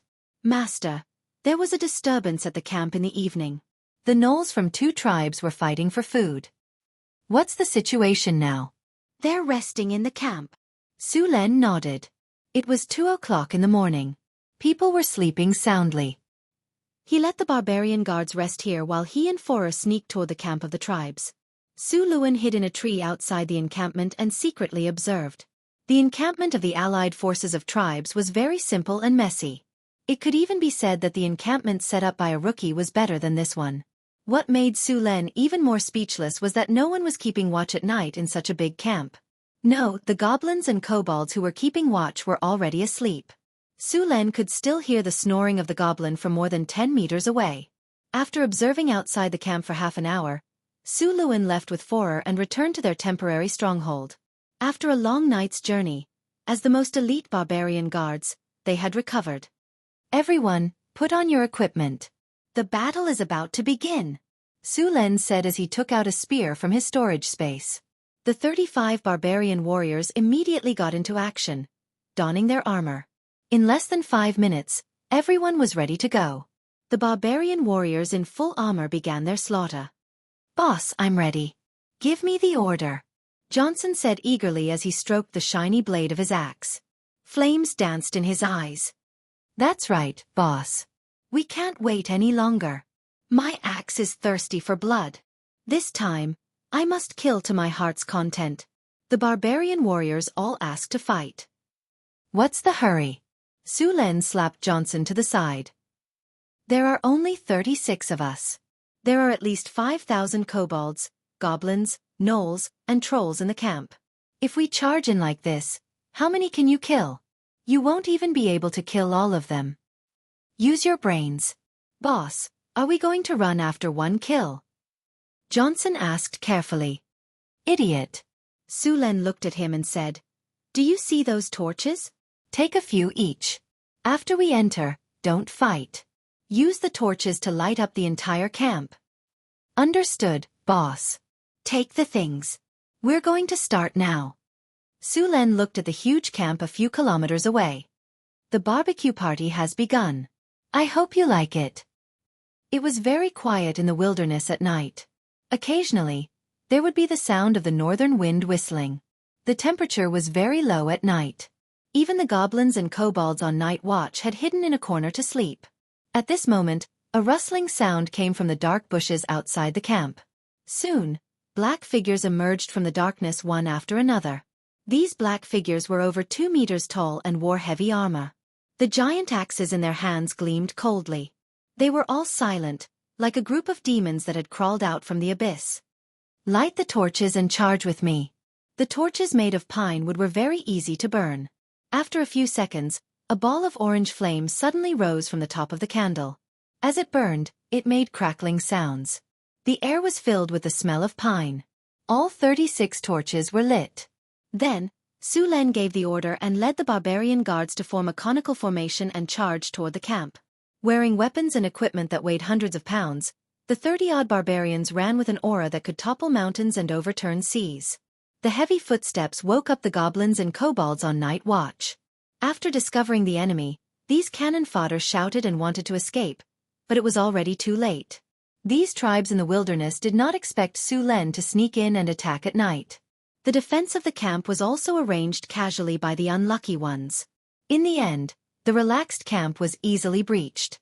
Su Len rushed to the gate of the camp and waved the long spear in his hand. He smashed the gate of the camp into pieces. The 30-odd barbarians followed closely behind. Everywhere they went, there were corpses everywhere. According to Sullen's orders, the group did not fight with these monsters. After charging into the camp, the barbarians started to set fire crazily. The camp of the allied tribes quickly turned into a sea of fire. The construction of the camp was very simple and messy. More and more flames started to burn. The tents were covered with a lot of oil because they were waterproof. A few small flames would ignite the entire tent. In addition, the allied tribes did not clean up the weeds in the camp, so the sparks easily ignited the withered grass. Soon, the fire grew bigger and bigger. Faced with this situation, many goblins and kobolds began to run in all directions. Their escape led more goblins and kobolds to follow. These tribes in the wilderness were already problematic in the first place. After the chaos, the leaders of the tribes could not control their own armies.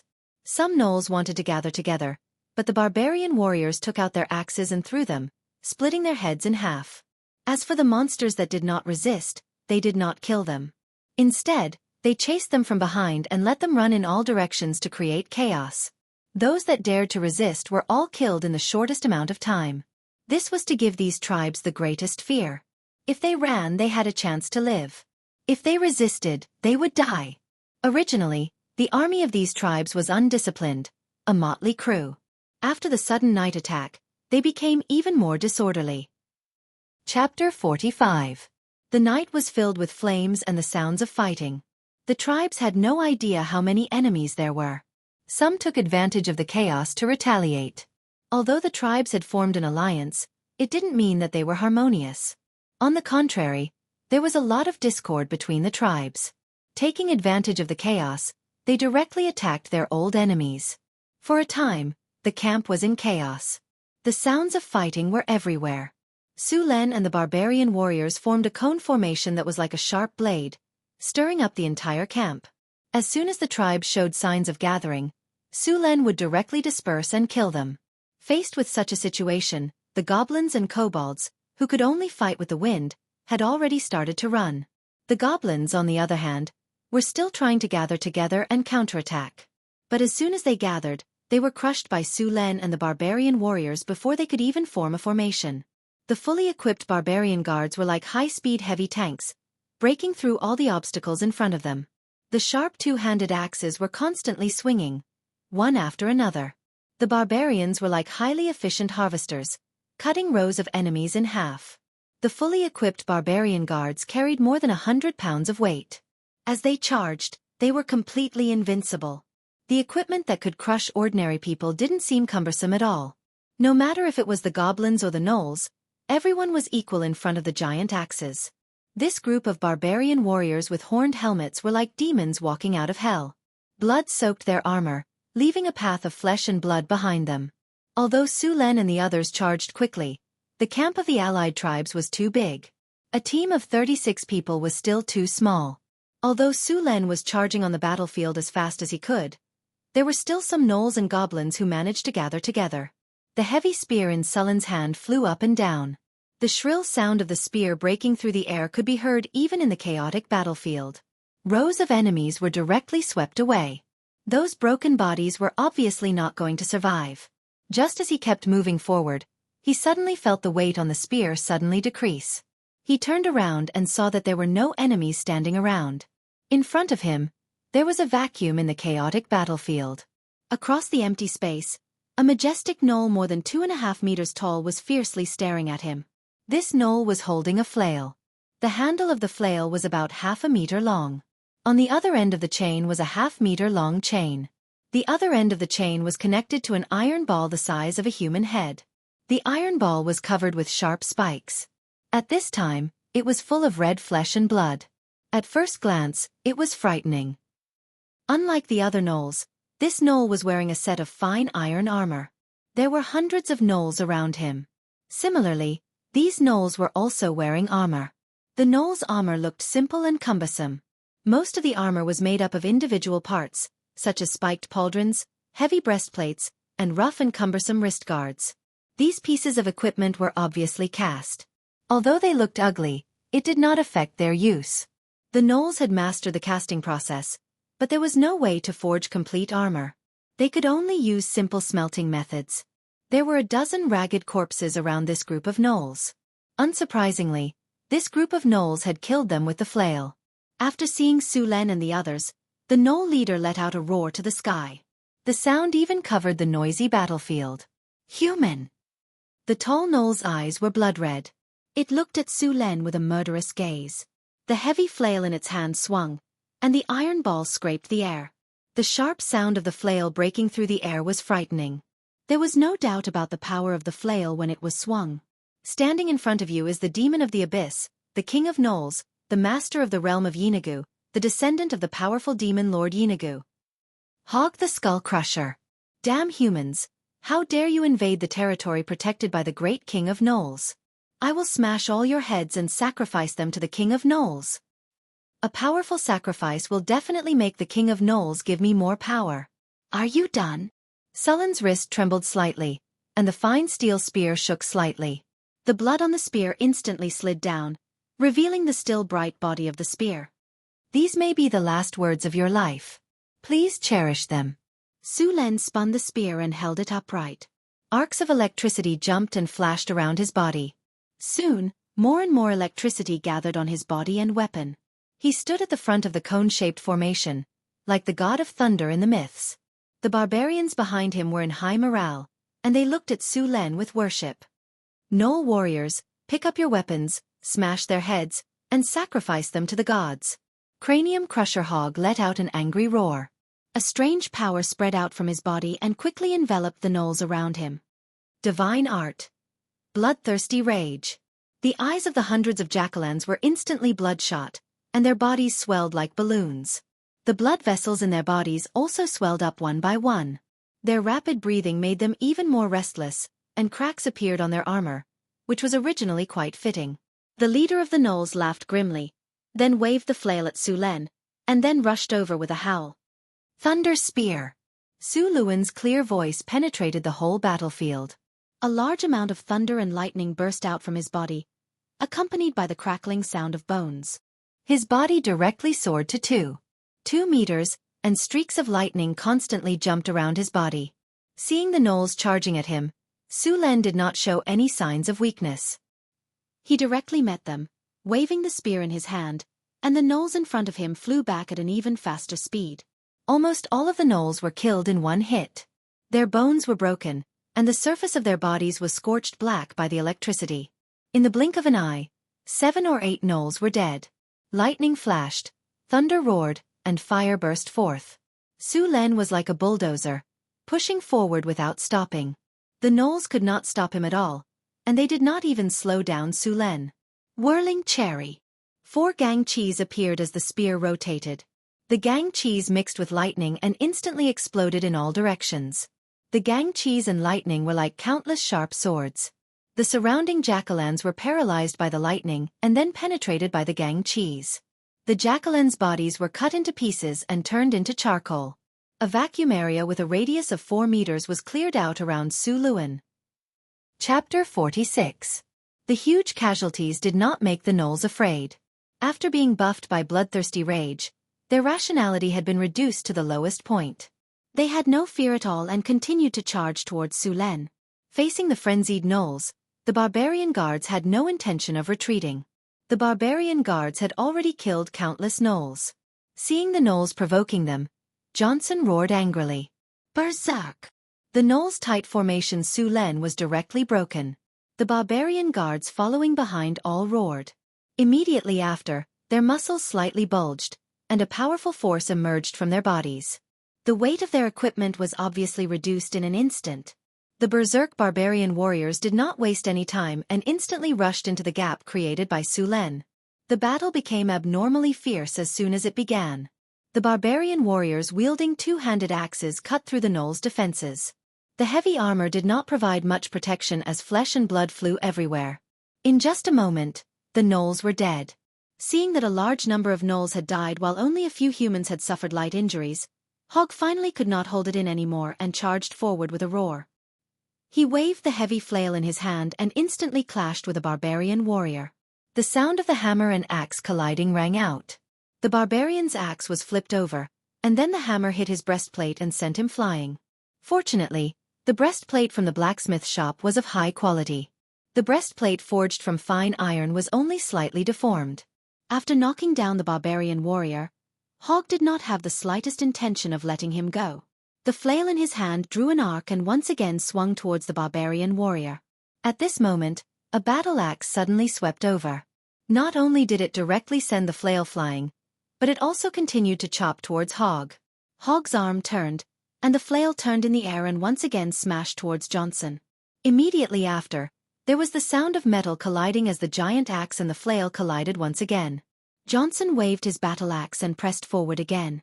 The heavy battle axe in his hand was like a windmill, and the sound of metal colliding continuously rang out. Clang, clang, clang. Hog swung the flail, and the shrill sound of the flail breaking through the air was constantly heard. However, after each collision, he took a step back, and the expression on his face became more and more angry. Although the chain was also a heavy weapon, it did not have an advantage in this kind of continuous battle. In the past, he always relied on his strength to suppress his opponents. He did not expect to be suppressed today. Under a series of attacks, Hog's body kept retreating, leaving a row of deep footprints on the ground. Su Luen once again swept across, and several jackalans were swept away by a huge force, which twisted their bodies out of shape. After killing these gnolls, He turned around and saw that the barbarian guards were killing the rest of the gnolls with all their might, while Johnson was constantly reducing Hogg's living space. At this rate, the battle would end soon. Su Len did not care about Johnson's battle. This was Johnson's battle. As the leader of the barbarians, Su Len needed to kill him with strong strength. This was also the honor of the barbarians. A gnoll suspected to have the thin bloodline of Yinagu, the king of gnolls, was definitely a manifestation of his bravery. Su Len looked around. At this time, the whole camp was still in a state of chaos. However, without the barbarian guards around to prevent fire, the speed of the spread of the fire was obviously slowed down. At the same time, the leaders of some small tribes took advantage of this opportunity to gather the defeated troops. Su Len took out the wind dragon flag from the storage space, and the wind element surrounded him. He took a deep breath and injected the magic in his body into it. Then a violent wind element appeared, and a sudden north wind blew in the wilderness. The north wind whistled and swept across the battlefield, followed by an even more violent north wind. Tornado! The howling northern wind continued to swirl. In just a few breaths, it formed two tornadoes that were dozens of meters tall. Then, the two tornadoes moved quickly on the battlefield. Wherever they passed, everything, including the goblins, kobolds, gnolls, and even the burning tents, were swept up. Some tents were torn into countless pieces, and then fell in all directions with sparks. A large number of sparks fell on the tents, and the dry tents were quickly ignited. In just a few minutes, the whole camp was on fire. The two tornadoes continued to rage, rolling up a large number of flames. With the help of the wind, the flames spread faster. Soon, the two tornadoes became fire tornadoes. Countless goblins, gnolls, kobolds, and even trolls who did not have time to escape were caught in them. In a few breaths, they were burned to death by the flames, and then the fat in their bodies provided more fuel for the flames. The fire tornadoes moved quickly on the battlefield, and the tribal leaders who wanted to gather the soldiers became the targets of the fire tornadoes. The fire tornadoes swept across, and all the soldiers and tribal leaders were caught in them. After a few screams, there were no more sounds. A large number of flames flew from the fire tornadoes. The gnolls had a thick layer of fur, and when the flames landed on them, it was easy to ignite them. One by one, the gnolls became human torches. Because the tribes did not belong to each other, the camp, which was in chaos after the night attack, finally collapsed completely at this moment. The tornadoes raged for about 10 minutes, and then slowly dissipated. The whole camp had become a sea of fire, and only the open space where Su Len and the barbarian guards were was not included. Just a moment ago, Johnson had swept away Hogg's chain with his heavy axe and chopped off Hogg's wrist with a chop. Then, he followed up with another chop with his axe. Hogg's head the size of a watermelon instantly flew up, and Hogg's body fell down. Johnson reached out and picked up the ferocious head, then raised it high and roared at the sky. "What the hell are you roaring for?" Su Len rubbed his ears and kicked him until he was rolling on the ground. "Go clean up the battlefield and help the injured brothers." Johnson immediately went to work with his tail between his legs. With Hogg's death, the most powerful gnoll tribe in the Allied army was eliminated. As for the remaining gnolls who escaped, they would probably immediately move away from this area, and this land would officially become Sullen's territory.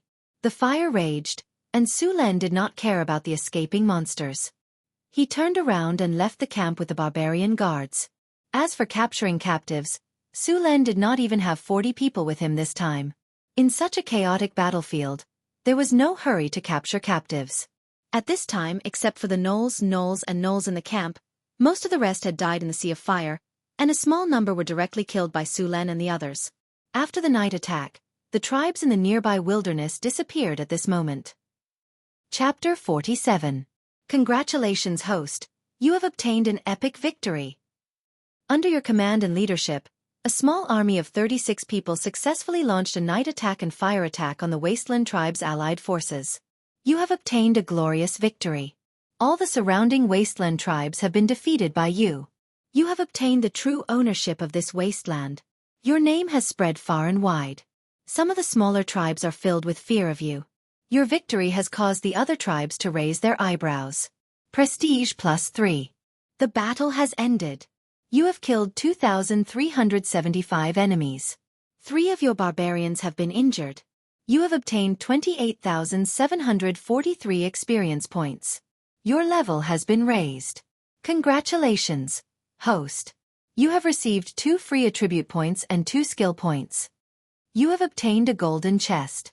Congratulations, host. You have defeated an army of 100 times your size 3 times in a row.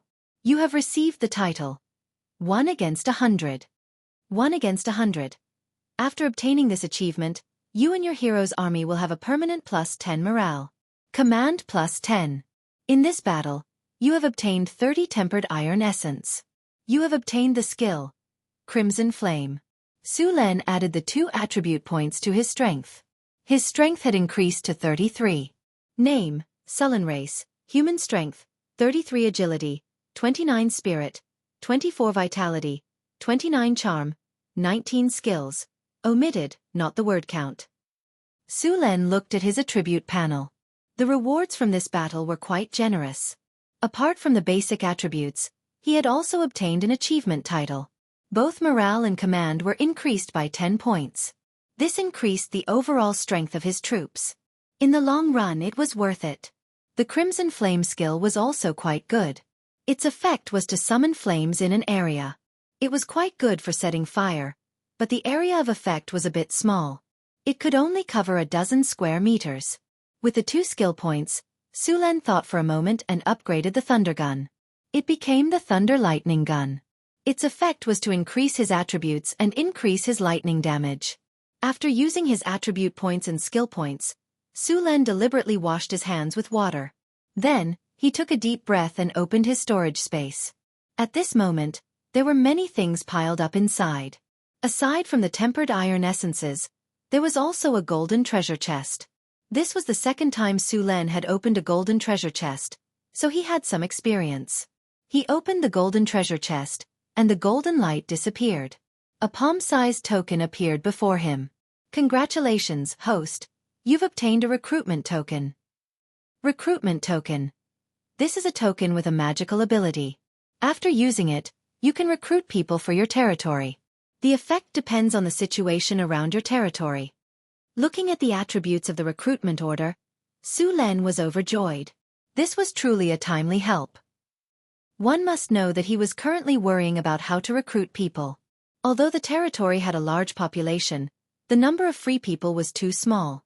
Relying on slaves was not a solution. He picked up the recruitment token and played with it for a while. The material used to make the token was neither gold nor wood. It was very strange.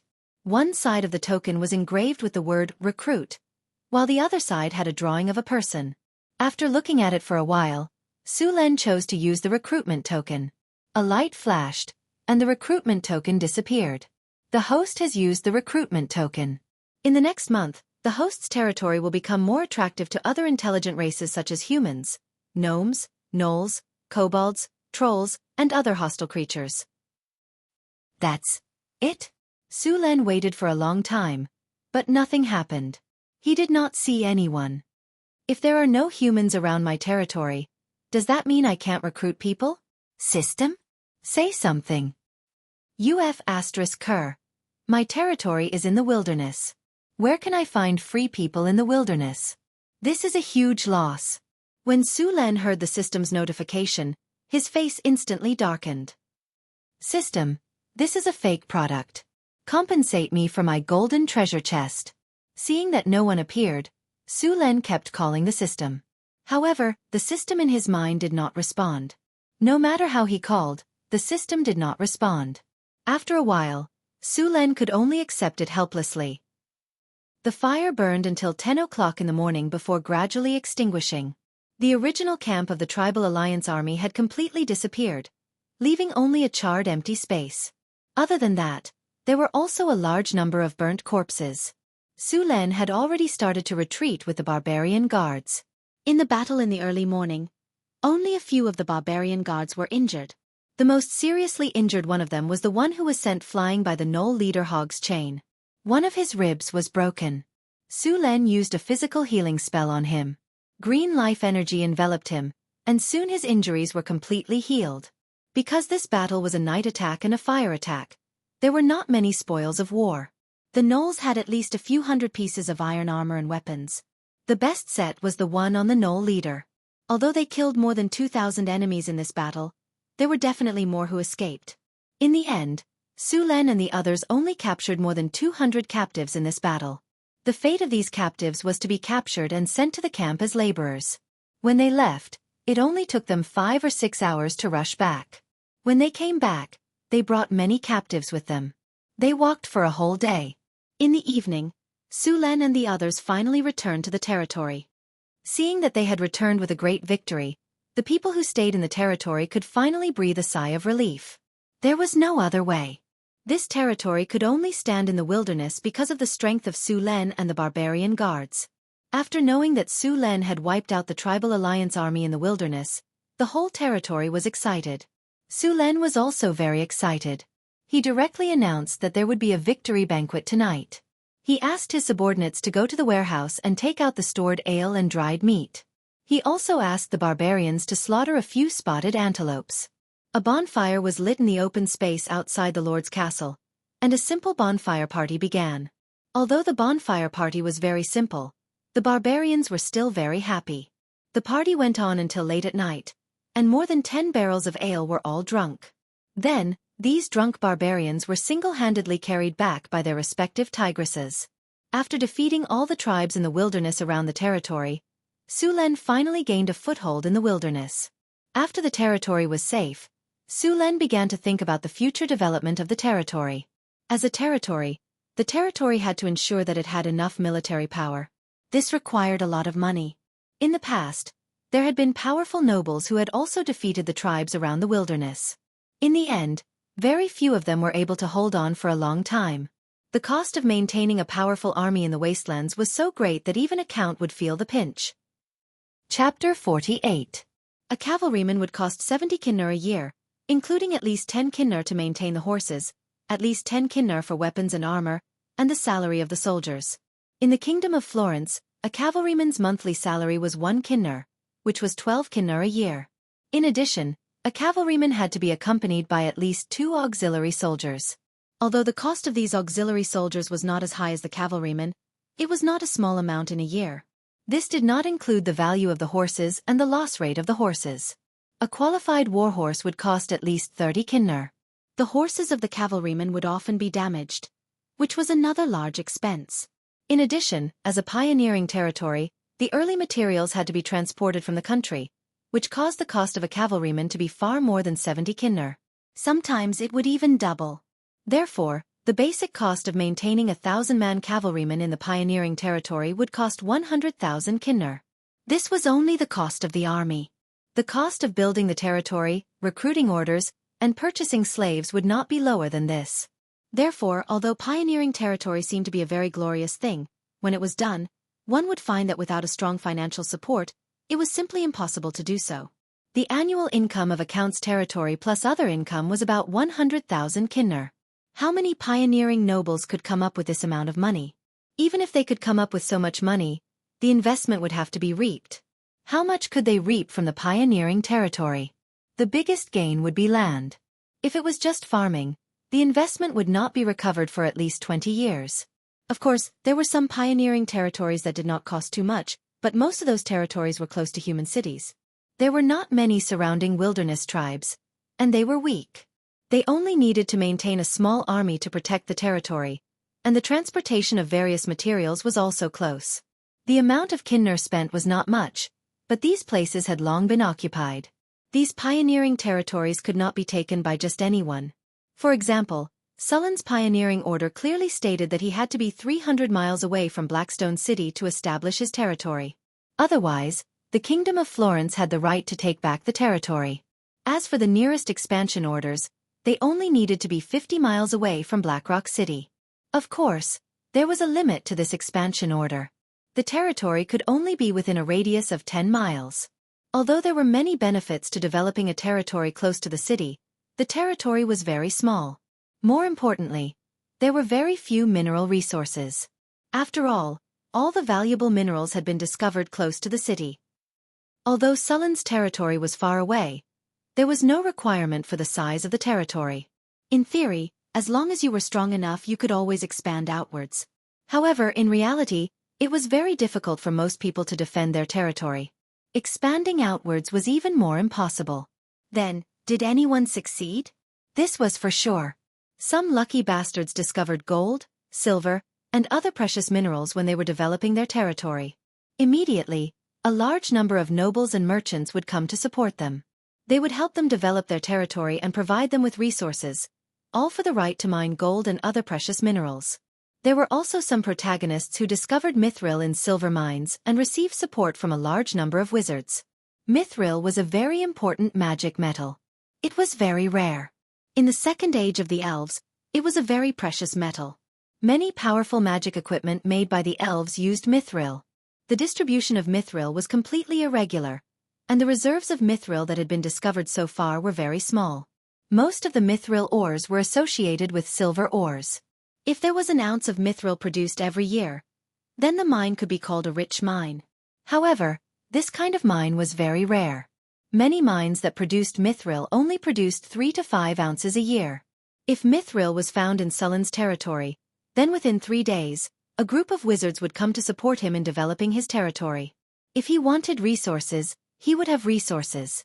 If he wanted Kinnar, he would have Kinnar. The wizards would even help him in person. However, mithril was something that could only be obtained by luck. Sulen didn't think he was that lucky. At this point, his territory had to find a profitable place as soon as possible. Whether it was gold, silver, or even copper, iron, or other resources in his territory, he could use these resources to attract merchants to trade. With merchants, Sulen could obtain all kinds of resources, collect taxes, and then use these resources to slowly develop his territory. After solving the external problems, Sulen brought a few barbarian warriors to look for minerals in his territory. His goal was an iron mine. When he was fighting with the gnolls, goblins, kobolds, and trolls, Sulen found that these tribes had a small amount of iron. The iron was crudely made, the quality was poor, and there was even slag that had not been taken out. Even a blacksmith's apprentice's craftsmanship was better than this, but they were still iron. Not long ago, Sulen had interrogated the captives and obtained the approximate location of this iron mine. Then he brought a few barbarian warriors to look for minerals. Speaking of which, Sullen's barbarian guards had all evolved into barbarian warriors, and a small half of them had even become barbarian axe warriors. Any one of them could easily defeat a knight. According to the information given by the gnolls, the iron mine was located in the northeast of the territory, about 50 miles away from the camp. Sulen and the others were very fast. After 2 hours, they were close to the target area. To Suluen's surprise, the location of the iron mine was easy to find. They only patrolled a few times here and found the iron mine. The iron mine was located on a hill, bare and sparsely vegetated. Looking from a distance, there was nothing else. After approaching, they found many traces of excavation on the other side of the hillside. When they arrived, they also found some kobolds gathered here. They found a mine and even gave away miners. This was a good thing for Sulen. Sulen casually picked up a stone from the ground. It was slightly heavy and had a reddish-brown appearance. If he was not wrong, it was an iron ore. From the looks of it, this iron ore was of good quality. I didn't expect this to be an open-air mine. Looking at the mine in front of him, Sulen was very excited. One had to know that there was a big difference between an open-air mine. Although some minerals were rich in reserves, they were very difficult to mine. Some were even impossible to mine.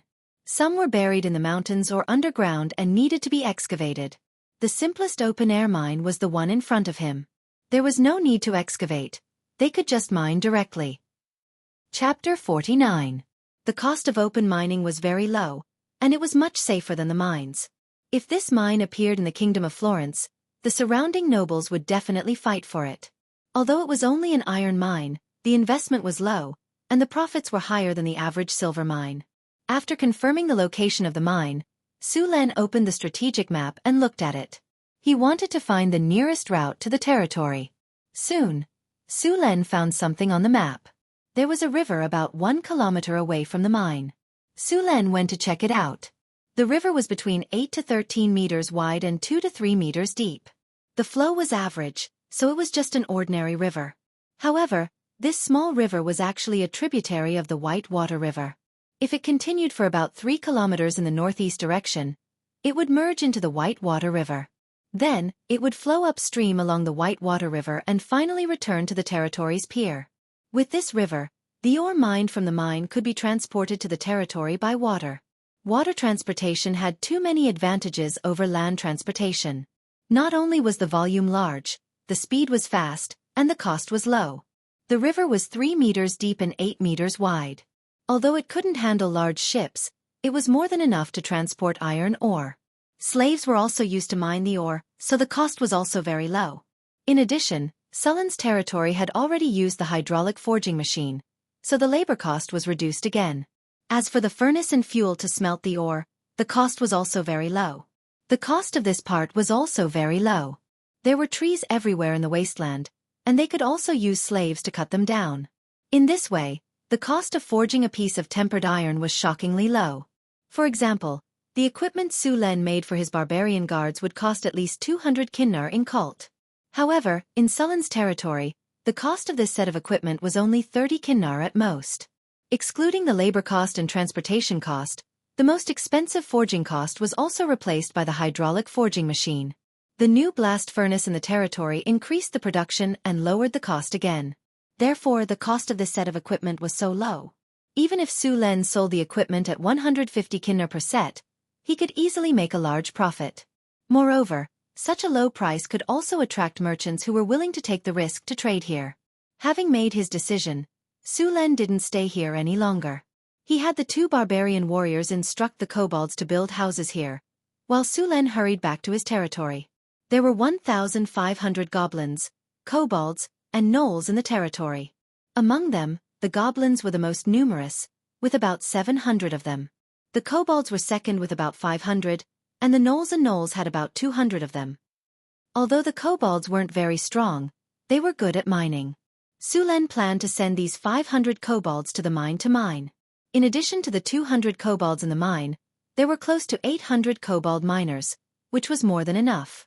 They also needed to form a team to protect the mine. However, this meant that the territory, which had a sufficient population, became short of manpower again. Su Len already felt that his barbarian guards were lacking in manpower. There were very few freedmen in the territory, so he couldn't recruit human soldiers.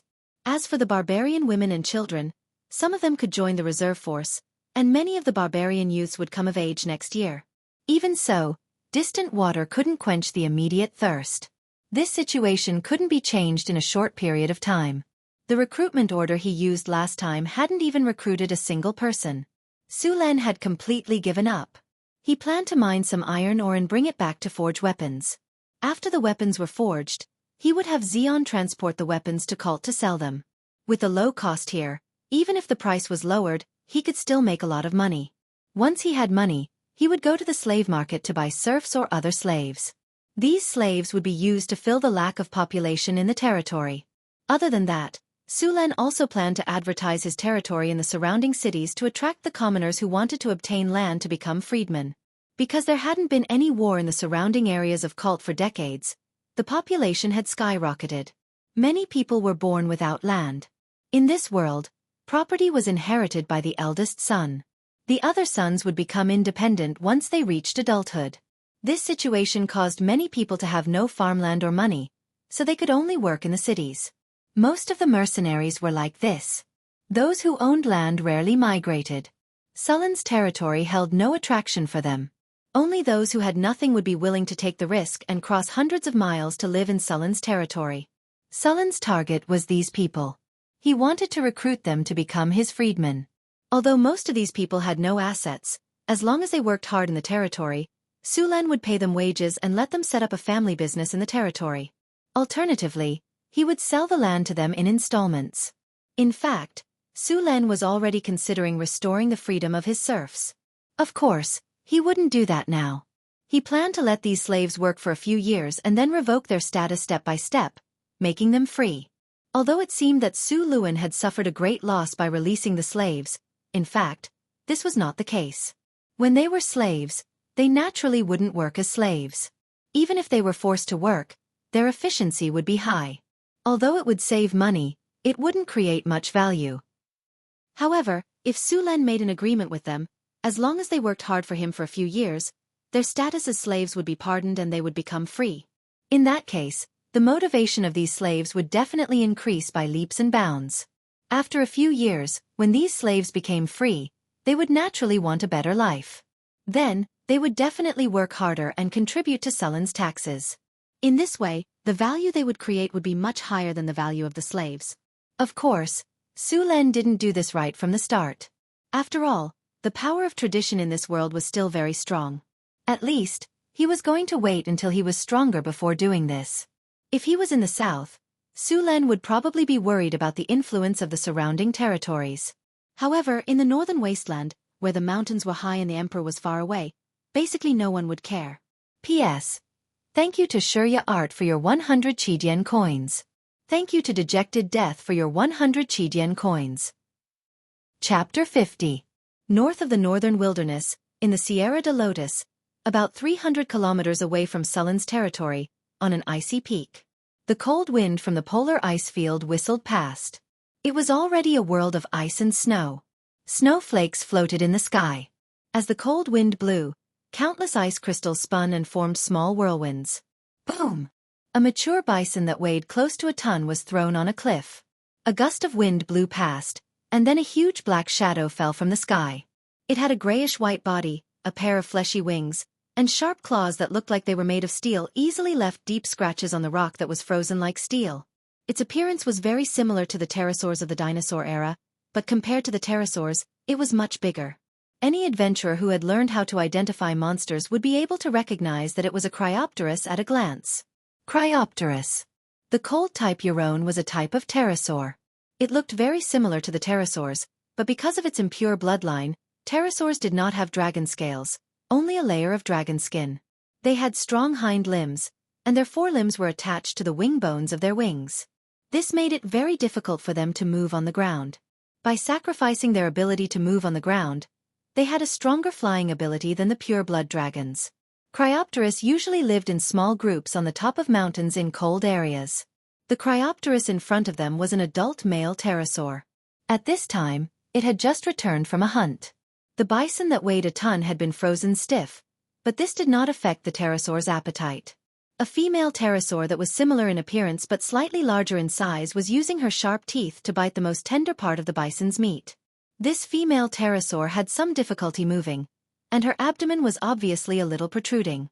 It was obvious that this pterosaur was about to lay eggs. It was difficult for dragons to reproduce. Pterosaurs would lay eggs about once every 3 to 5 years.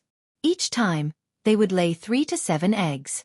A dragon's roar was heard, and the surrounding sky was filled with the sound of flapping wings. Then, a few Cryopterus landed on the surrounding cliffs. In the early morning, when the first ray of sunlight shone into the room, Sulen woke up on time. He rubbed his forehead to get rid of the sleepiness. After putting on his clothes, Sulen yawned and walked out of the room. He had been running back and forth between the territory and the mine for the past few days. Although he was not physically tired, he was a little annoyed. He needed more management staff. Otherwise, he would have to manage so many things. He was prepared to enjoy being a lord. He did not want to be surrounded by mountains of official business every day. Breakfast was oatmeal with some jerky, wild vegetables, and so on. The heat was just right, and a big bowl of oatmeal directly awakened his taste buds. Sulen drank 2 bowls in one go, patted his belly, and left the restaurant. After breakfast, Sulen first went to check on the various construction sites in the territory, took care of some things, and then went to patrol around the territory. Because of the mine, there were fewer slaves reclaiming land outside the town. At this time, more than 6,000 acres of land had been reclaimed in the territory, and hundreds of serfs were planting potatoes. After patrolling around the territory, Sulen went to the mine again. This time, Sulen went to the mine by boat. Just yesterday, the construction of the port in the Whitewater River had been completed. Boarding the boat at the port, it could directly go down the river. It only took half an hour to reach the mine. The water in this part of the Whitewater River was not turbulent, so although the quality of the boats made in Sullen's territory was poor, they could still sail. Soon, Sulen went ashore near the mine. At this time, the port had become a construction site. A large number of slaves were digging near the river. Because the river was 1 kilometer away from the mine, he was going to dig a canal here to reach the mine. Beacon! Just as he was about to go ashore, he suddenly heard a loud shout. Su Len looked up and saw in the blue sky a beacon rising in the distance. A beacon, more than 100 people. I didn't expect there to be a tribe here. Seeing the beacon, Su Len laughed. We don't have many slaves here. Catch all of them to mine. A few barbarians beside him couldn't help but pull out their weapons and look in the direction of the beacon. They were eager to fight. Go, let's go directly. Su Len took out his spear, pointed with the tip, and led a few barbarians in that direction. Soon, Su Len and the others arrived at the beacon. The beacon was built on a mound, and they could see everything from here. Standing on top and looking out, he saw a group of about 100 black figures slowly moving towards them from the distant wilderness. Su Len shaded his eyes with his hand and looked carefully for a while. Those black figures weren't goblins or kobolds, but more like humans. As time passed, those black figures got closer and closer. Soon, Su Len saw clearly that those people were indeed humans, the Northern Barbarians. The Northern Barbarians was the general name given by the Kingdom of Florence to the humans living in the northern wilderness. For example, the barbarians under Su Len were a branch of the Northern Barbarians. Most of the Northern Barbarians lived in tribes. They were tall and were half nomadic and half farming. In fact, each tribe was equivalent to a race. No one knew exactly how many races there were. Under Sullen's gaze, the group of Northern Barbarians stopped about 300 meters away from the beacon. Then, under Sullen's surprised gaze, they walked over with a white flag on a spear. Just as Su Len was puzzled, the system notification suddenly sounded. Ding! Congratulations to the host. Because they admire your bravery, a group of Northern Barbarians wishes to join you. This is the effect of the recruitment order. Sullen's eyes widened. He had already forgotten about this matter. He did not expect it to actually work. Boss, that person is coming. Should we attack? A barbarian beside him suddenly reminded. No need. Su Len stopped a few guys behind him who were eager to attack, then looked at the person. Don't attack. I am the leader of the giant bear tribe, Boulder. I came with good intentions. I request to see the Lord Su Len. Boulder placed his right hand on his chest and bowed. This barbarian called Boulder was also a barbarian, but the tattoo on his body was a giant bear. As the leader, he was the strongest warrior in the giant bear tribe. He was 3 meters tall, not inferior to Johnson at all. His muscles were firm and well-proportioned, and he looked very powerful. However, their clothes were very shabby and were basically made of animal skin. Their appearance looked very dirty. It was obvious that these people were not living well. I am Su Len. Why are you looking for me? Su Len came down from the beacon, empty-handed, and walked over with a relaxed expression. Chapter 51. You're Sir Su Len? Boulder looked at Su Len in surprise. He never thought that someone who was shorter than the average height of their tribe would be Su Len. I don't think anyone here would dare to pretend to be me. Su Luen shrugged and said. He was now very curious about these people. How did the recruitment order recruit them? Dear Monsignor Su Len, I greet you on behalf of the entire giant bear tribe. Boulder quickly said. You don't have to greet me. Su Len waved his hand and pointed. Are you guys migrating? Boulder was a little embarrassed. He hesitated and continued. Monsignor Su Len, the giant bear tribe would like to join your territory and pledge our loyalty to you. Please accept us. As soon as he finished speaking, Su Len heard the system prompt again. The giant bear tribe would like to pledge their loyalty to you and apply to join your territory. Do you accept? Is that so? That's great. Welcome to the team. Su Luen agreed without hesitation when he heard the notification. Then, a new team appeared on his system interface. Giant Bear Tribe. Northern Barbarians. Number 153. Loyalty 85. Morale 70. There were more detailed data below. There were 38 barbarians in this group. The strongest one was a level 3 barbarian warrior, just like Johnson. The rest were level 2 barbarian warriors. The rest were the elderly, women, and children. With the addition of the giant bear tribe, Sullen's military power doubled. Although it seemed that the new giant bear tribe warriors were a little weak, they would quickly level up after a few battles. Therefore, Su Len was not worried about their strength. Although Su Luan wanted to expand the heavy infantry, he actually preferred to have archers. His territory only had one type of unit, which made him easy to be targeted. For example, if he encountered cavalry or even more disgusting mounted archers, he wouldn't be able to run as fast as them, nor would he be able to catch up to them.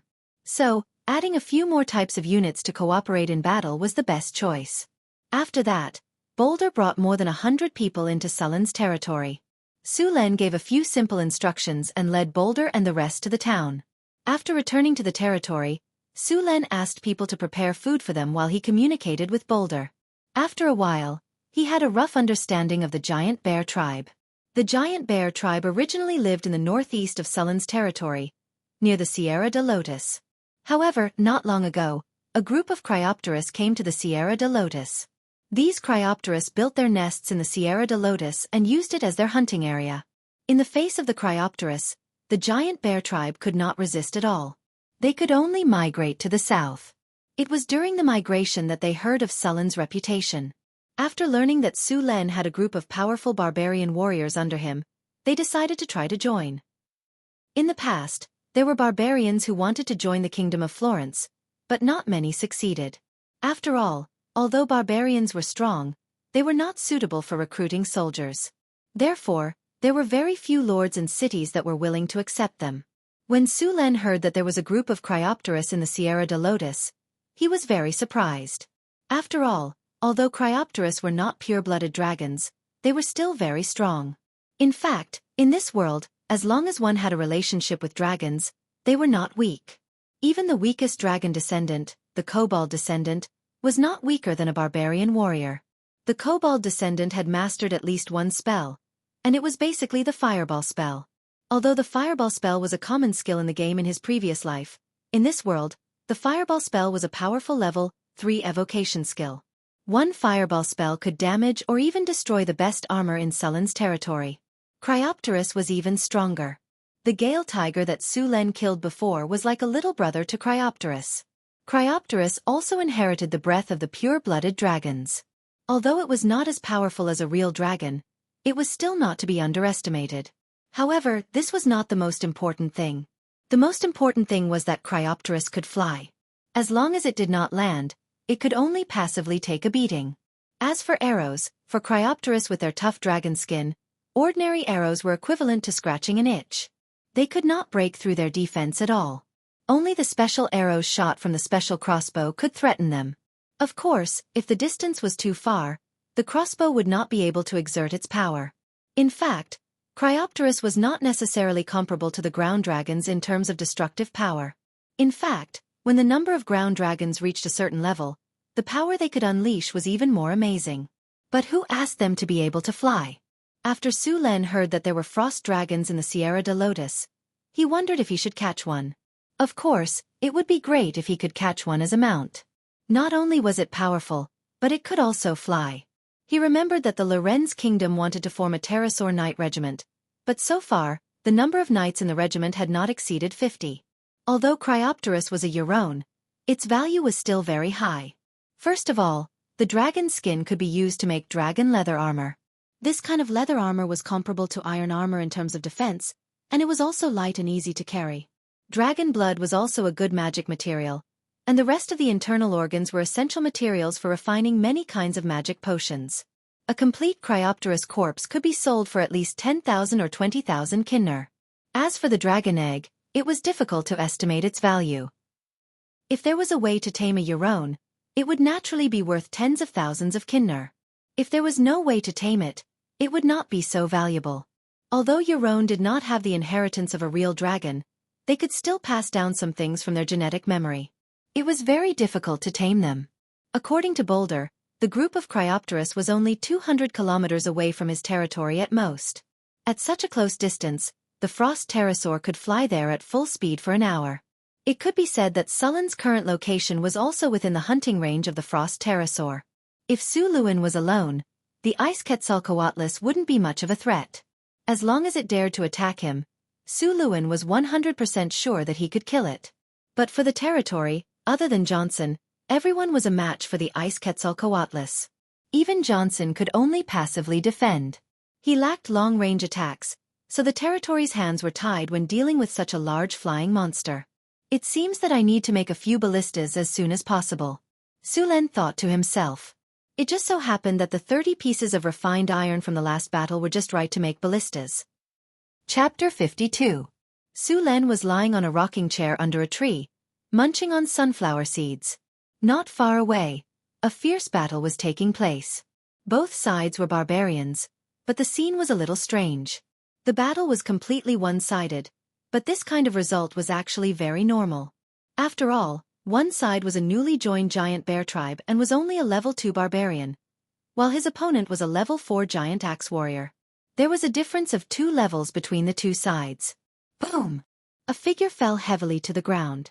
The winner was decided. This battle was not arranged by Su Len. In fact, it was requested by Boulder. He wanted to show Su Len the bravery of the bear tribe's warriors. Su Len tried to persuade him not to fight.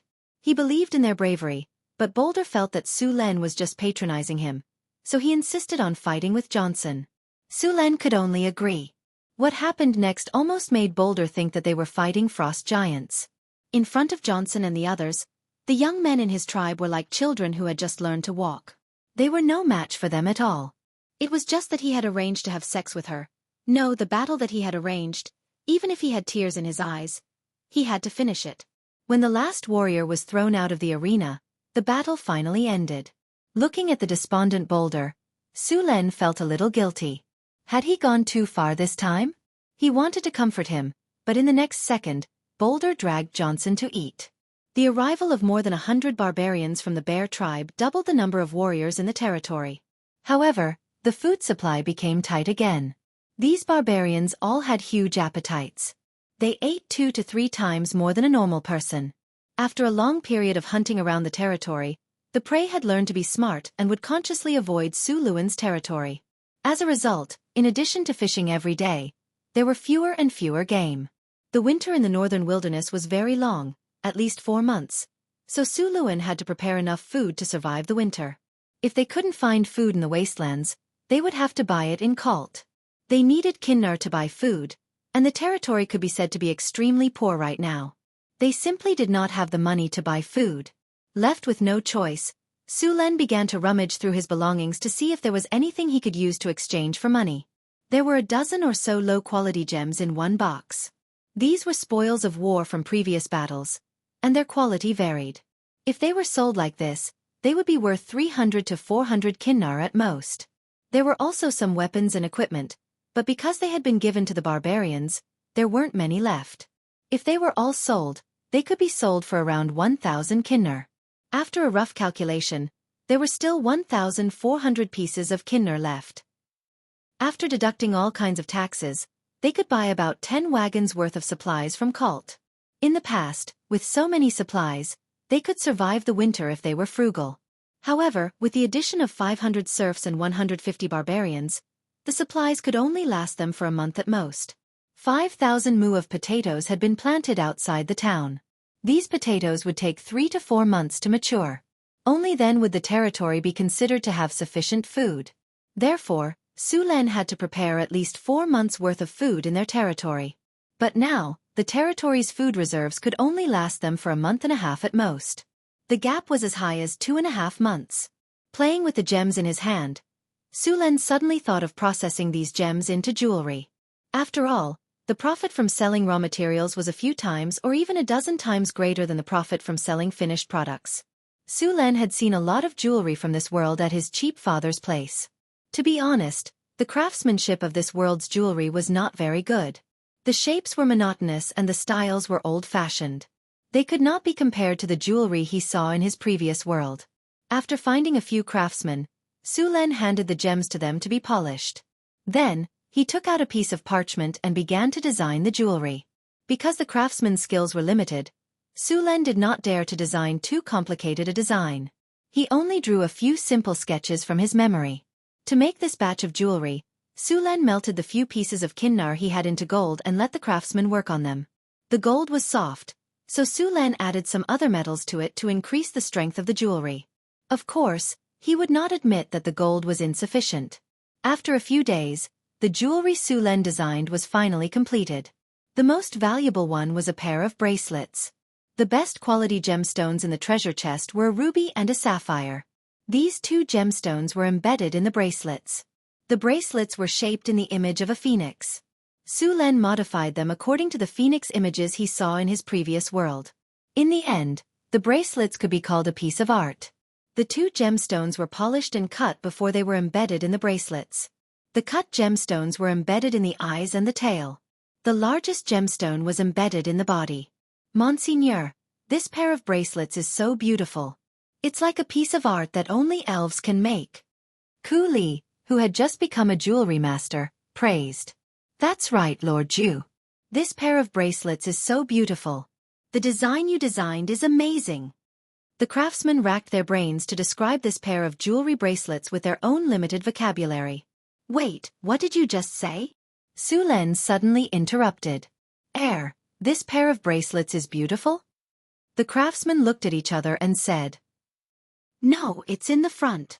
Su Len shook his head and continued. A piece of art that only elves can make? Another craftsman asked carefully. That's it. Su Len clapped his hands and said excitedly, an elven piece of art. Then, the exquisite pieces of jewelry left the place excitedly. An elven piece of art?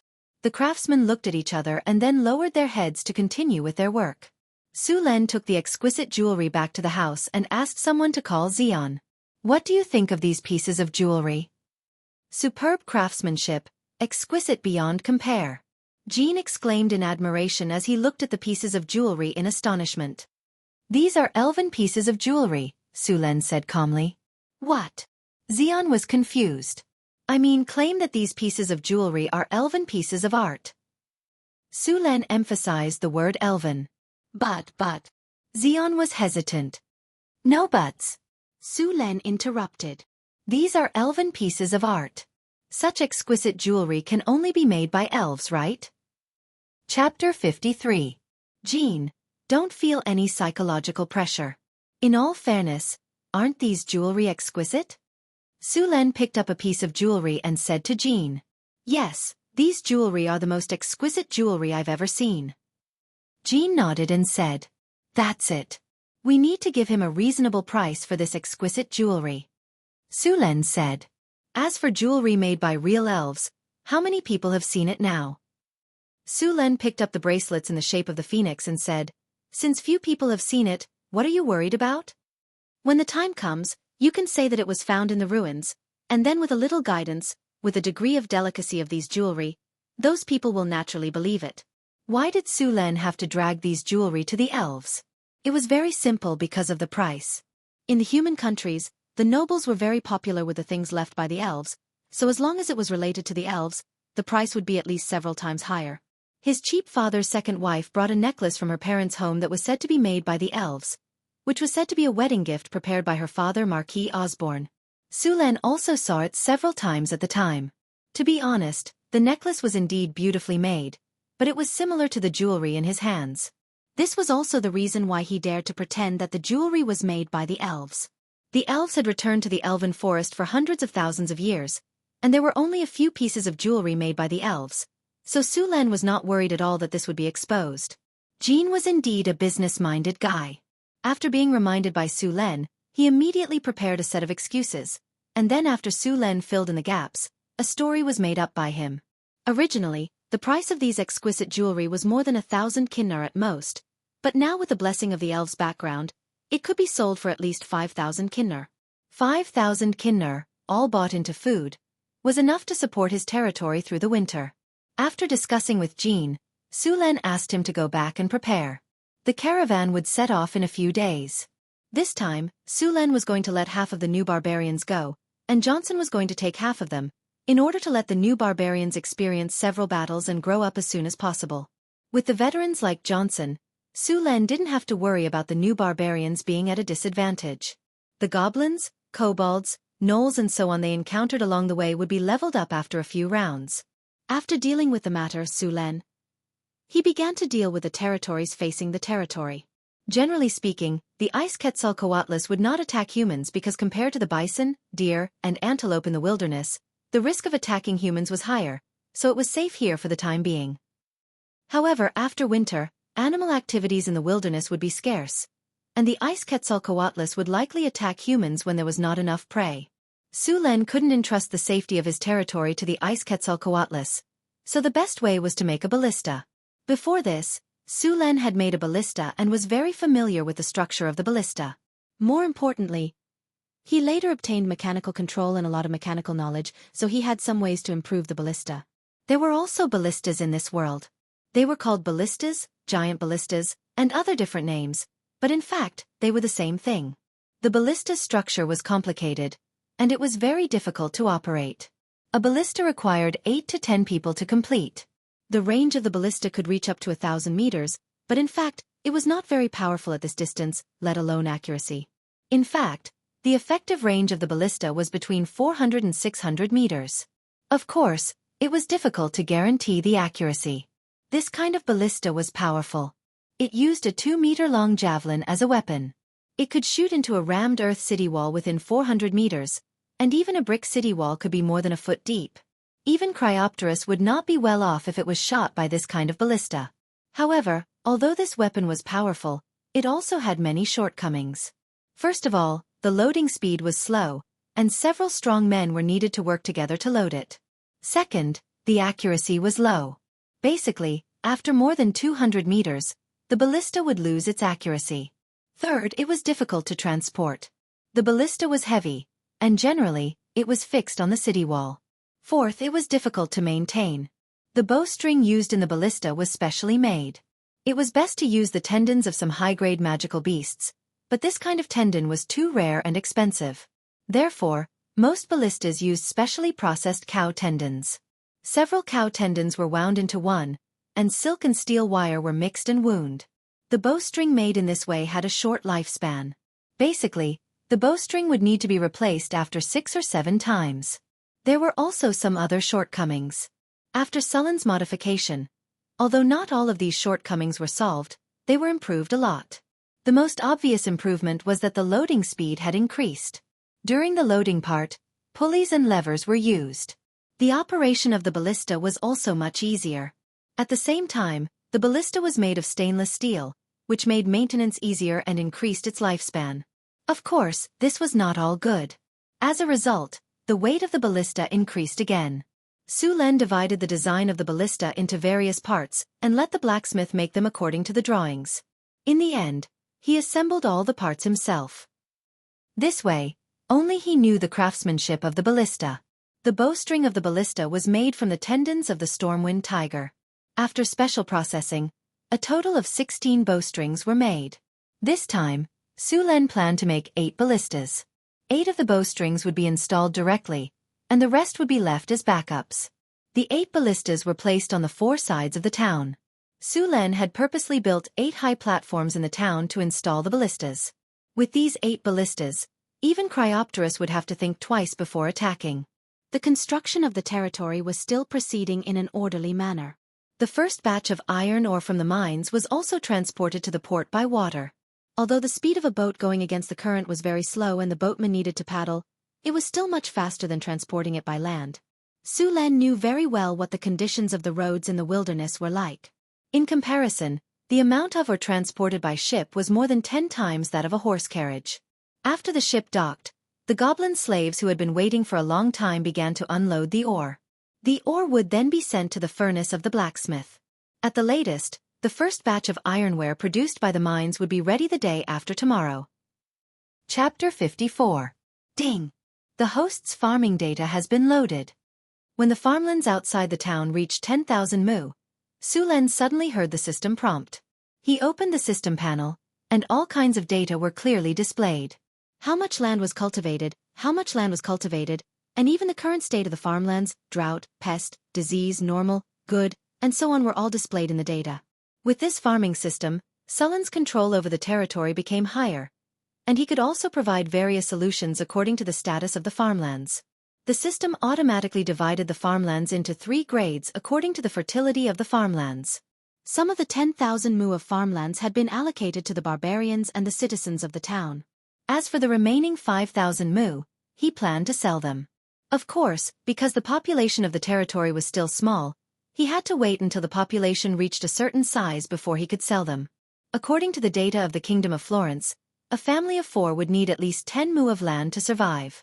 Of course, the actual situation was about 15 mu. After all, farming technology was limited, and the output was not stable. Plus, the barbarians were big eaters, so the number of farmlands would be doubled. When Su Len first built this territory, he built it on the scale of 5,000 people, so he needed at least 20,000 mu of farmlands. In addition, he also needed to raise soldiers, so the number of farmlands was naturally more. So, he planned to cultivate 30,000 mu of farmlands. If he cultivated all the land he occupied, it would be at least 100,000 mu, enough to support the early expansion of his territory. With farmlands, there would be food, and with iron ore, there would be weapons. It could be said that the basic conditions of his territory were very good. If this was in the Kingdom of Florence, such a territory would have been occupied long ago, and he would not have a chance. The only commodity in the territory now was weapons. The arms trade had a great political significance. It was fine to sell in small quantities, but if he wanted to sell in large quantities, he would have to get the permission of the nobles in the north. After all, this was an arms trade before he transmigrated. Su Len wanted to develop his territory, so he had to spend a lot of effort to find a way out of this trade. The wilderness was rich in wood resources. Of course, in this era, the development and utilization of the surrounding natural environment was still very limited. Basically, all the cities had forests outside. Unless the wood had a special use, the profits from these woods would be pitifully low even if they were transported to Colt. Northern wastelands. It was said that the area was 10 times larger than the entire Kingdom of Florence. There were all kinds of wild races living here. At the northernmost part of the northern wasteland was the polar glacier, which was the coldest place on the continent. It was said that frost giants and giant dragons lived there. To the east of the northern wastelands was the sea. To the south was Florence and the southern kingdoms. To the west was the desert of death. Su Len was located at the edge of the northern wastelands. The northern wastelands was actually what the southern countries called this place. In fact, it should be called the endless wastelands. In this wasteland, there were mountains, rivers, forests, grasslands, and even swamps. Every country wanted to take it for themselves, but after hundreds of years, there was still not much progress. Don't think that the wastelands were filled with races like gnolls and goblins. They were at the bottom of the food chain. Barbarian tribes, ogre tribes, centaur tribes, half-elves, and orc tribes were the middle layer of the endless wastelands. In addition to these, there were many unknown dangers living in this area. There were also many magical beasts living in the wastelands. For example, the stormwind tiger Su Len killed last time was at the bottom of the list of high-level magical beasts. The Cryopterus was the most powerful magical beast. It was said that there were even legendary magical beasts living in some hidden areas of the wastelands. They were existences that could compete with pure-blooded giant dragons. If one day, a King Kong demon ape or Hydra suddenly appeared in the wastelands, Su Len wouldn't be surprised. Su Len was patrolling the surrounding wastelands with his men. He wanted to find resources that could be traded in his territory. If he was lucky enough to find a gold mine, then he would have all the funds to develop his territory. Unfortunately, gold was something that could only be hoped for. "Boss, it's already noon. Let's eat and rest first," a barbarian warrior reminded him. "It's already noon." Su Len looked at the sky and said, "Let's go hunt around and get some food. We'll continue looking after we're full." They found a high ground and started a fire to cook. 2 barbarian warriors went to hunt while the others stood guard around. Su Len opened the system's strategic map and marked it. In the past few days, he did find some resources, but none of them were worth developing. There was no gold mine in his territory. If he found a salt mine, it would be a big deal. Salt was a necessary condiment for humans and was a very important resource. If Su Len found a salt mine, he could quickly make a fortune by selling it. Unfortunately, he didn't find a salt lake or a salt mine. A fragrance drifted over and attracted his attention. Su Len looked up and saw that lunch was ready. He put down his thoughts and took out his utensils to enjoy the delicious meal. The main dish for lunch was a Mongolian gazelle, which had been roasted and sprinkled with a layer of special seasoning. Su Len ate a large piece of it. There was also a pot of fish soup in an iron pot next to him. In addition to fish, there were also some plant tubers in it. After eating the roasted meat, a large bowl of fish soup was filled. Su Len enjoyed the food with a satisfied expression. However, as soon as the fish soup entered his mouth, his expression suddenly changed. He quickly drank a few more mouthfuls as if to confirm something. "Robin, who made the soup today?" Su Len shouted in surprise. "What's wrong, boss? Is there a problem with the soup?" Robin's expression changed and he looked around vigilantly. "Don't worry, there's nothing wrong with the soup," Su Len quickly explained when he saw Robin's nervous expression. "And it tastes good. I just want to know who made the soup." "Is that so?" "Today's soup was made by Bard. He's standing guard over there. I'll call him over." Robin quickly came over with a barbarian warrior. "You're Bard?" "Yes, boss. I'm Bard. I joined the territory with the Boulder leader," Bard said excitedly. Su Len nodded and pointed at the bowl of soup. "You made the soup today?" "Yes." "What method did you use to make it sweet?" Su Luen hurriedly asked after getting the confirmation. "Oh, you're asking about the beetroot, right?" Bard said with realization. Chapter 55. Beetroot. Su Len paused for a moment before asking, "Where did you find it? Do you have any more?" "It's on the slope over there. There's still a lot." Bard pointed at the slope not far away. The two arrived at the slope, where a large patch of lush plants grew. They looked a bit like the radishes in his previous life. "Monseigneur, this is the beetroot. My mother found it when we were in the giant bear tribe." Bard dug out a beetroot and handed it to Su Len. Su Len took the beetroot and shook off the soil on it. The beetroot looked like a short and fat radish with a sharp root and red skin. After washing it with water, Su Len cut off a small piece and tasted it. A sweet taste instantly filled his mouth.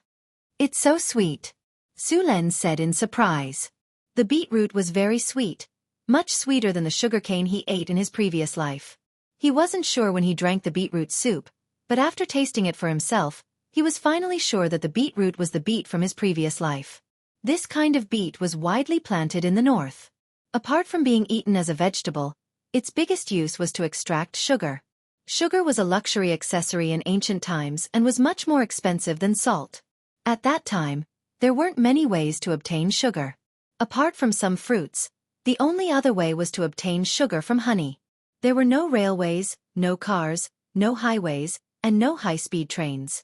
Fruits weren't easy to preserve, so it wasn't easy to eat them. When he was in Kalen City in the south, apart from some local fruits, there were only preserved fruits from the desert kingdom, such as dates and raisins. Of course, there were also white sugar and honey, but the amount of white sugar was very small and very expensive. The white sugar was shipped from the south, and the amount produced every year was pitifully small. The sugar extraction process in this era was still very primitive. The south used sugarcane to extract sugar, and the color of the extracted sugar was reddish-brown. The amount of white sugar was even less. Su Luen found sugar beets here. As long as he planted them on a large scale, his territory would produce a large amount of white sugar every year. Although white sugar was not a necessity or even a luxury compared with salt, for the nobles, it was a regular item. In fact, there wasn't much difference between white sugar and brown sugar.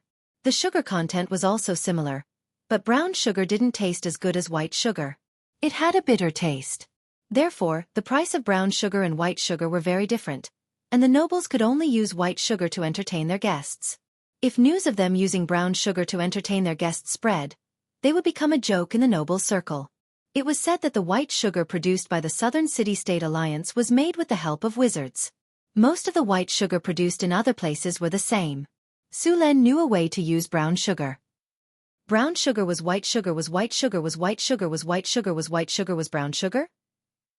In this era, humans didn't have a good way to get rid of the impurities, but Su Len knew a simple and effective way to filter out the impurities in brown sugar. Su Len put down the beetroot in his hand and ordered, "Go get everyone here and collect the beetroot." Soon, all the beetroot was collected. The beetroot had been growing here for a long time, and many of them had already borne seeds. Su Len also collected all the beetroot seeds. He was going to plant a large amount of beetroot in his territory. After 3 hours, all the beetroot on the hill was finally collected.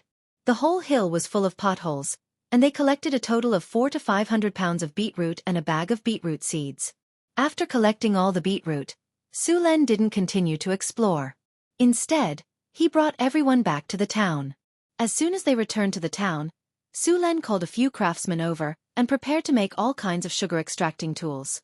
The sugar extracting process wasn't difficult. Under Sulen's guidance, the craftsmen didn't spend much effort to make a sugar extracting machine. In fact, the sugar extracting machine was an improved version of an oil press. After washing and cutting the beetroot into small pieces, they were put into the machine to extract the juice. As the machine ran, a red juice flowed out. This juice contained a lot of sugar. The normal way to make it was to filter out the impurities and then heat the sugar water to obtain the sugar. 2 barbarian warriors turned the machine, and the sugar water continued to seep out. Soon, a bucket was filled to the brim. Su Len dipped his hand in the sugar water and put it in his mouth. The sweetness was very strong. This way only brown sugar was produced. If Su Len wanted to make white sugar, he had to use another filtering method. He was going to use activated carbon filtration. When he was in school in his previous life, he knew that activated carbon was a widely used filtration material. This material had a very good filtration effect. Although Su Len knew that activated carbon had a good filtration effect, he didn't know how it was made. Even if he had learned about it in school, he had forgotten most of it after so many years. He only remembered that activated carbon was obtained by carbonizing wood. Although he didn't know how to make activated carbon, he still knew how to make charcoal. Now, the territory used charcoal every day to make steel. Although charcoal didn't have as good a filtration effect as activated carbon, it could still be filtered. At worst, he could just filter it a few more times. He sent someone to the kiln factory to deliver a cart of charcoal. Then, he had the workers crush the charcoal into small particles and wash the particles with water. On one hand, he directed the barbarians to extract the sugar water, and on the other hand, he directed the others to make the charcoal particles. After washing the charcoal and drying it, Su Len obtained a pile of small black particles. Next, he poured the black charcoal particles directly into the red sugar water and stirred. It was time to witness a miracle. The original reddish-brown sugar water's color constantly faded during the stirring process. Soon, the color became clear. Several barbarians next to him looked at Su Len's operation in a daze. They couldn't figure out why the brown sugar water became transparent after adding those black things. Seeing the sugar water become transparent, Su Len couldn't help but laugh. It seemed that his method was successful. Hurry up and work, don't eat. While Su Len was laughing foolishly, 2 barbarians secretly reached into the water bucket, scooped up a spoonful of sugar water, and quickly drank it. Su Len picked up the spoon and hit their heads twice. The 2 barbarians laughed foolishly and continued to work. P.S. Thank you for the 500 Qijian coins reward. Thank you for the 100 Qijian coins reward. Thank you for the 100 Qijian coins reward. Thank you for the 100 Qijian coins reward. Chapter 56. After the sugar water became clear, Su Len did not continue to stir it. He let the sugar water settle and then filtered out the charcoal. A bucket of sugar water was about 20 liters. In order to turn the sugar water into sugar, it needed to be heated and the water in the sugar water evaporated. When the water was reduced to a certain level, there would be crystals. Su Len found an iron pot and poured the sugar water into it. He then lit a fire and slowly boiled it. As the temperature rose, the water in the sugar water began to evaporate. The process of boiling the sugar was very slow. Su Len watched for a while and felt bored. Fortunately, there was no problem with his method of boiling the sugar. After about an hour, some white granules began to appear at the bottom of the iron pot. After seeing the white granules, Su Len immediately became energetic. After the white sugar appeared, the speed of the sugar production began to accelerate. The fire continued to roast, and the sugar water in the iron pot boiled. More and more white crystals appeared in the iron pot.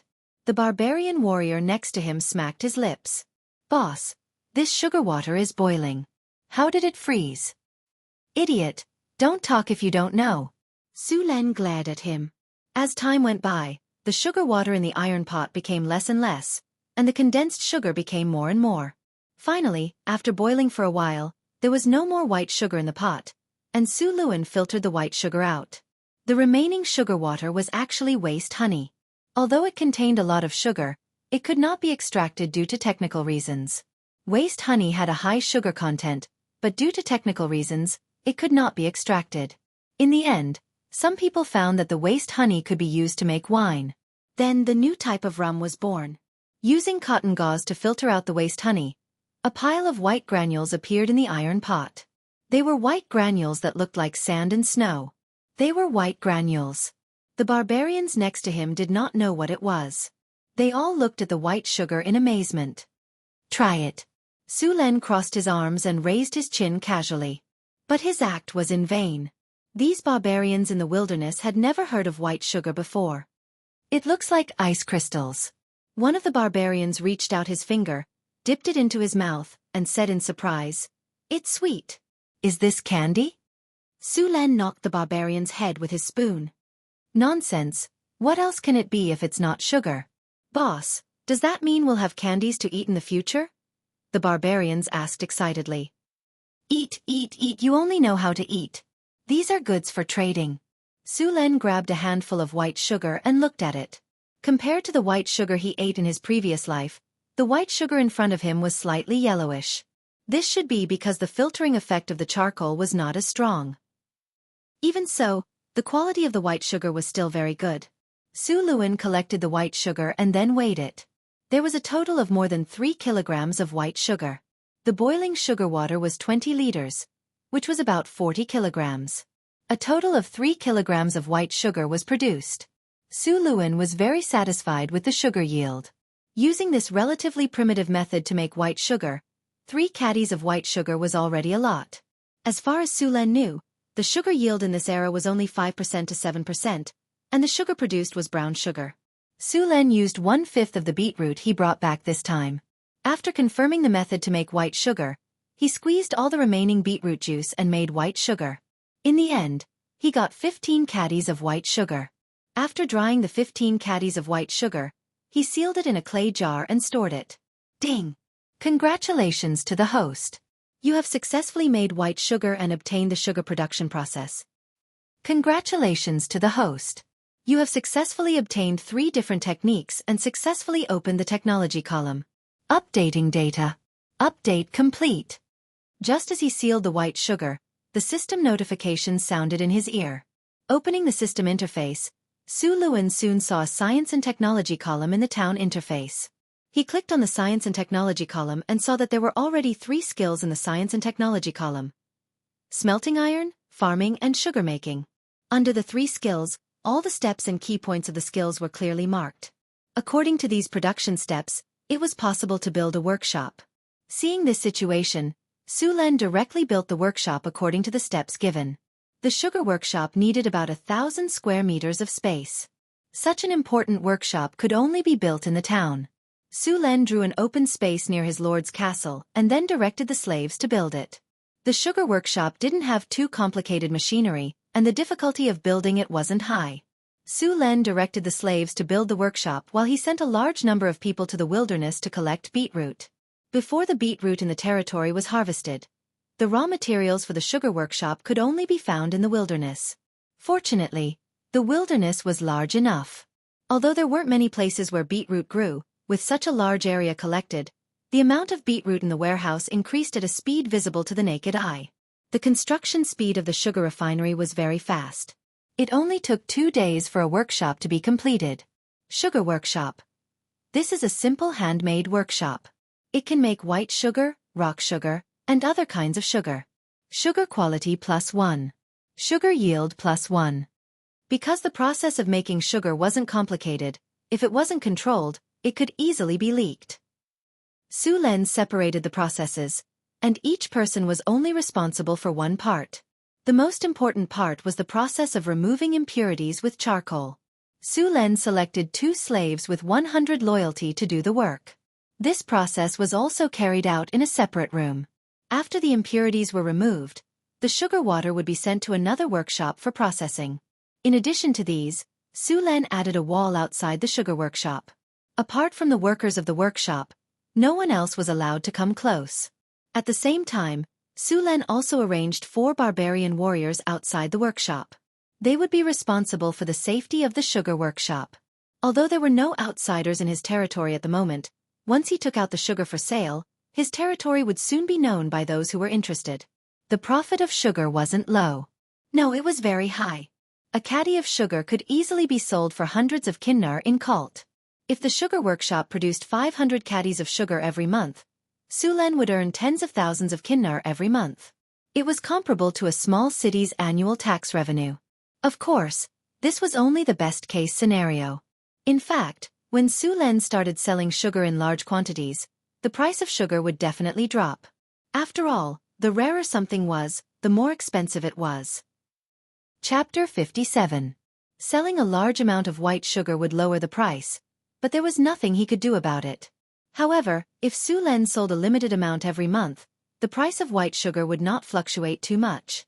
After all, according to the consumption rate of the nobles, there were over 100 nobles in Colt, so they would consume a few hundred kilograms of white sugar. In the past, the nobles only used white sugar when they entertained guests. Most of the time, they used brown sugar and honey instead. If they had white sugar, they would not use brown sugar anymore. In the entire northern lands, there were over a dozen big cities and over 100 small cities. There were also hundreds of towns. Sulen did not know how many nobles lived in those towns. However, the production of his sugar workshop was not enough to satisfy the market in the northern lands. If the white sugar trade developed, Sulen's fief would definitely reap huge profits. When that time came, there would be many people who would want to share the profits. Fortunately, his fief was located in the wilderness. The nearest city was at least 300 miles away. This made it impossible for the nobles to use many of their methods. Of course, it would be difficult to make them give up unless Sulen's fief was powerful enough. For example, he had a powerful army. Only a powerful force could deter those with ulterior motives. Although Sulen was powerful, he was not invincible. With the completion of the sugar workshop, the sugar production began. Sulen selected 20 of his serfs and had them work in the sugar workshop. Carts of beet roots were transported here after being cleaned. Then they were cut into small pieces and poured into the juicer. With the operation of the workers, the purplish-red beet juice was squeezed out and flowed into the wooden barrel through a special pipe. Soon, a bucket of beet juice was filled. Then, the beet juice was sent to another room for processing. When the processing was completed, the purplish-red beet juice became transparent. Seeing the workshop work in an orderly manner, it did not take long for the white sugar to be produced. The quality of the white sugar produced this time was very good. The grains of white sugar looked crystal clear. The quality was even better than the previous batch. Sulen understood that this was a special effect of the workshop. After weighing the white sugar, the yield was also higher. After seeing that the sugar refinery was operating normally, Sulen breathed a sigh of relief. In addition to the production of white sugar, the sugar refinery also produced a lot of waste products. Most of them were beet dregs. These were the leftovers after the beets were squeezed out. After processing, these beet dregs could be used to make fodder. Coincidentally, the territory also had a lot of livestock. These beet dregs were just right to be used as fodder. As for the leftover waste honey, Sulen was going to use it to make wine. The price of wine was not cheap. If it was successfully used to make wine, it would be a stable income for Sulen's territory. However, there was no one in the territory who knew how to make wine, so Sulen had no choice but to store the waste honey first. The next time he went to Colt City, he would ask Xion to buy a few slaves who knew how to make wine. After all, the beets were not artificially grown. After a period of excavation, the wild beets began to decrease significantly. Sulen drew out 300 mu of land for the beets. It was not that he did not want to plant them on a large scale. It was just that the beet seeds were limited. Even if he wanted to expand the planting area, he would need enough seeds. Therefore, he could only wait until the first batch of beets was harvested in the territory. After obtaining more beet seeds, he could plant them on a large scale. In the following time, Sulen did not only patrol the territory, but also look for beets. It didn't take long for most of the beets around the territory to be collected. If he wanted to collect more beets, he would need to go outside the territory. Suluin needed to lead a team to explore the outside of the territory. With the strategic map provided by the system, it could automatically record the places he had been to. So as long as he walked through the area once, a corresponding map would be generated on his strategic map. Sulen led a team of barbarian warriors to search the wilderness. This place was close to the Sierra de Lotus. Not long ago, they found a small patch of beets on a nearby slope. After digging up the beets, Su Len and the others continued to move forward. After approaching the mountains, Su Len planned to investigate the area a bit more before leaving. After all, this place was very close to the Cryopteris. After passing through a forest, a hidden valley suddenly appeared in front of them. The valley was not big. It was surrounded by lush trees and looked very green. A stream flowed out of the valley. The noon sun was still very hot. The metal armor on the barbarians was a bit hot. Su Len planned to take them to the valley to avoid the sun. Following the stream towards the valley, the group quickly arrived at the center of the valley. With the two peaks blocking the way, the valley was much dimmer. The group came to the stream to freshen up. The barbarian warriors took off their armor and jumped into the stream to wash themselves. Su Len came to the upper reaches of the stream and used both hands to wash the water.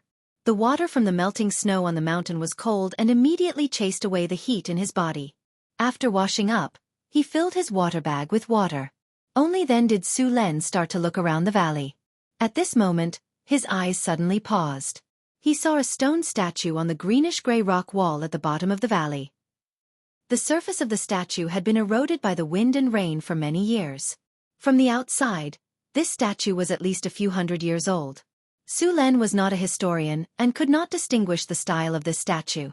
However, since there was a statue here, there must have been people living here. Looking up at the valley, Su Len found that there was only one exit. The exit was narrow, but the space in the valley was very large. As long as the entrance was guarded, the valley would be very safe. The land in the valley was flat and the soil was good. It was very suitable for farming. Su Len did a rough calculation. The entire valley could be cultivated for at least 5,000 mu of land. Together with the stream inside, it would not be a problem to feed a few thousand people. Su Len came near the stone statue to see if there were any other clues. Soon, he found a door covered by vines on the rock wall behind the statue. The door was made of metal and looked very heavy. However, it was rusty. Su Len knocked on it with his hand. There was no hollow sound. It was obvious that the metal door was very thick. Such a heavy door should be controlled by a mechanism. Otherwise, not many people would be able to move it. Su Len called the barbarians over to search. He was very curious about what was behind the metal door. Chapter 58. Boss, does this door really have a switch? Baran knocked on the door with his axe, and a dull sound came from within. The group searched the area for a long time, but didn't find any mechanism that could open the door. You guys step back, Su Len said with a wave of his hand. He was ready to break open the door by force. Looking at the marks on the door, the mechanism inside might have been damaged long ago. Even if they found it, they wouldn't be able to open it. Su Luen stretched out his hand and pressed it on the rusty iron door. Then, his muscles tightened, and the two iron doors creaked and creaked as they moved bit by bit. A large amount of dust fell from the top of the door, and the heavy iron door began to move slowly. Bang, bang, bang. The sound of metal breaking came from behind the door, and the heavy stone door slowly but firmly opened. Su Len sighed in relief when the iron door was half open, and rubbed his arms. The door opened, and a rotten and moldy smell came from inside. Su Len didn't go in immediately. Who knew if the air inside was poisonous after so long? He casually summoned a whirlwind and sent it into the door. Soon, the air with a strong rotten and moldy smell came out from inside. After 2 or 3 breaths, the smell inside returned to normal. The two barbarians took the newly made torches and walked in first. After entering the door, the light suddenly dimmed a lot. Under the light of the torches, the group could see the inside of the passage clearly. It was a passage about 4 meters wide and 3 meters high. There was a row of bronze wall lamps on both sides of the passage. The passage was dark, and they didn't know where it led to. Su Len walked along the passage, and soon saw a rotten corpse with only a pile of bones left. Judging from his attire, he should be an adventurer. The clothes on the corpse were tattered, and there were a few broken arrows in front of his chest. This unlucky fellow must have stepped on a mechanism in the passage and been shot to death. After rummaging through the corpse, he discovered that there was nothing else on the corpse except for a rusty weapon. Just as the group was about to move on, the corpse that had turned into a pile of bones slowly stood up. Undead. Su Len was not surprised to see the skeleton revive. When he entered the passage, He felt that the negative energy here was a little high. If the corpse stayed in this place for a long time, there was a high chance that it would awaken as an undead. There was no soul fire in the skeleton's eyes, which meant that it was only the lowest level of resurrected skeletons. This kind of low-level undead was very easy to deal with. As long as one could overcome their fear, even a farmer could crush it.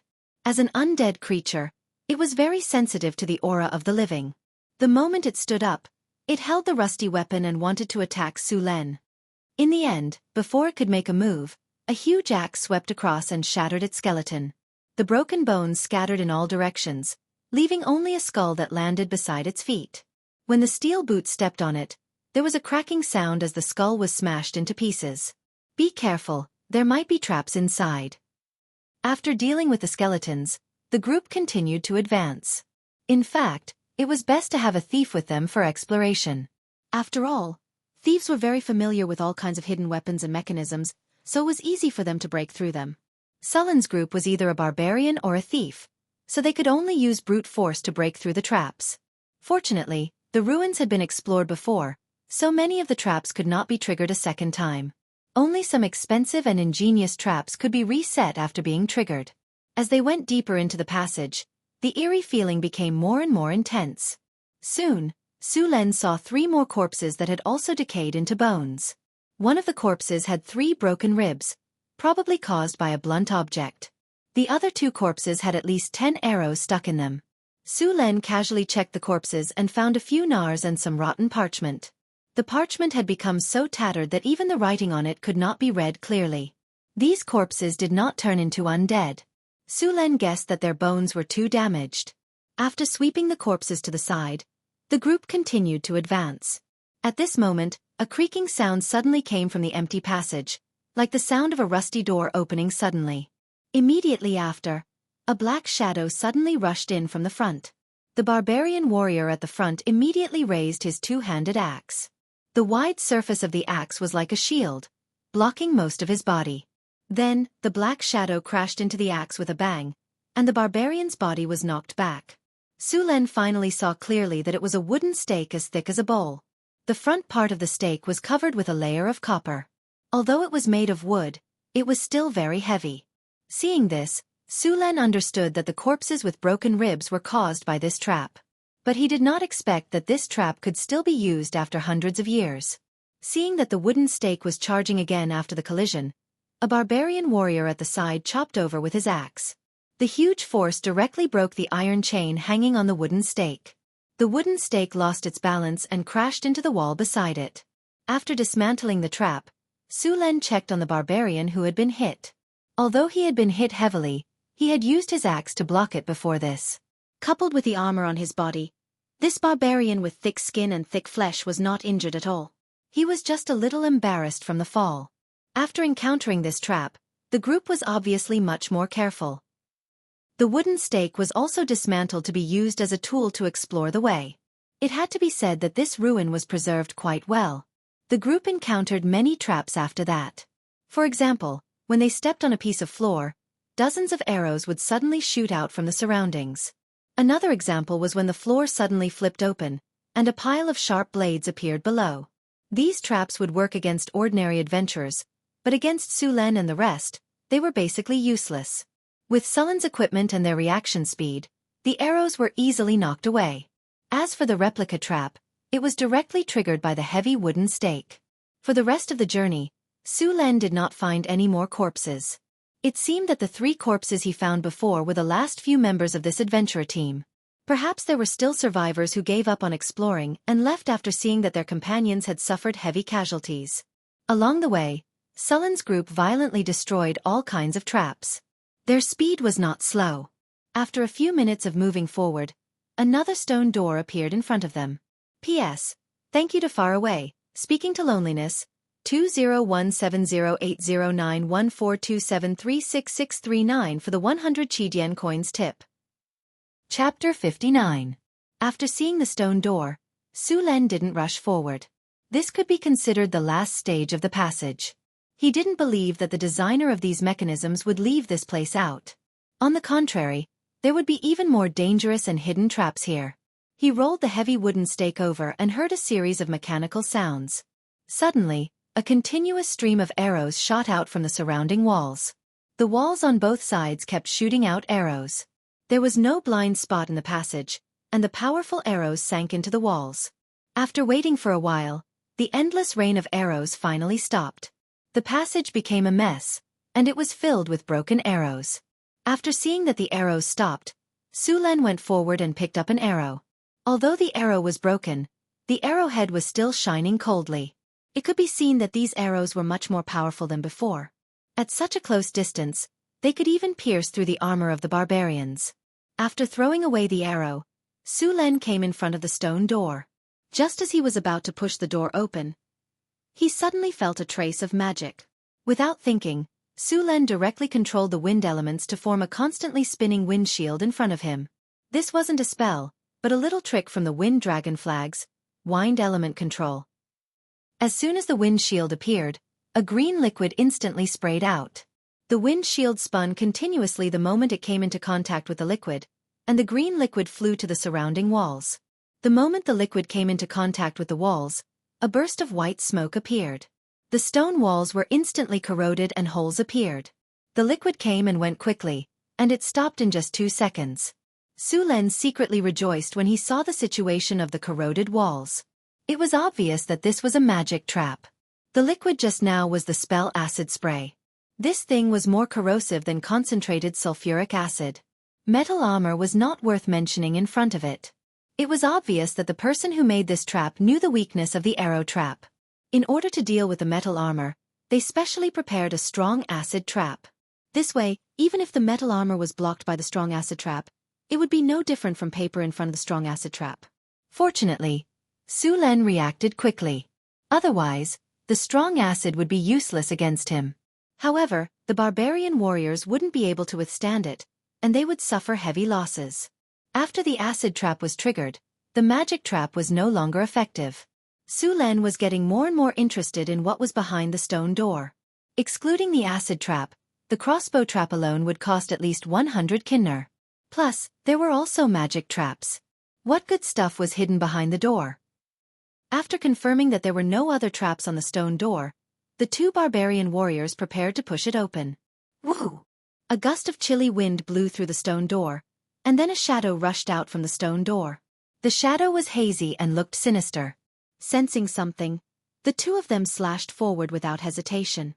When the black shadow came into contact with their weapons, it disappeared with a whoosh. Spectre! The barbarian warriors looked at each other and said, according to scientific theory, this is the violent oxidation of century-old dyes when they come into contact with the air. What ghost? Su Len said with a wave of his hand. He had seen this scene often in movies about grave robbers in his previous life. He explained with a serious expression. Even though the barbarian warriors next to him didn't understand what Su Len was saying, they still nodded to show that they understood. However, Su Len seemed to have forgotten something. This world had supernatural powers. Hee hee. A burst of eerie laughter appeared around them. Boss, what does science say about that sound just now? A barbarian warrior at the side asked as he approached. Your path is too narrow, brother. Su Luen made a note of this unsensible barbarian warrior in his little notebook in his mind. What science? This is a ghost. After glaring at him, Su Len kept looking around, trying to find where the ghost was hiding. At this moment, a shadow suddenly appeared, followed by a sharp howl that exploded in everyone's ears. Su Len felt as if his head had been hit hard with a hammer. His brain became dizzy at this moment. Fortunately, this feeling was very short. Su Len endured it in an instant, the spear in his hand flashing with streaks of lightning as it swept across the ghost's body. The lightning exploded and instantly enveloped the ghost. Then, a shrill cry rang out, and the ghost's originally illusory figure quickly dissipated, finally disappearing without a trace. Su Len rubbed his slightly swollen temples.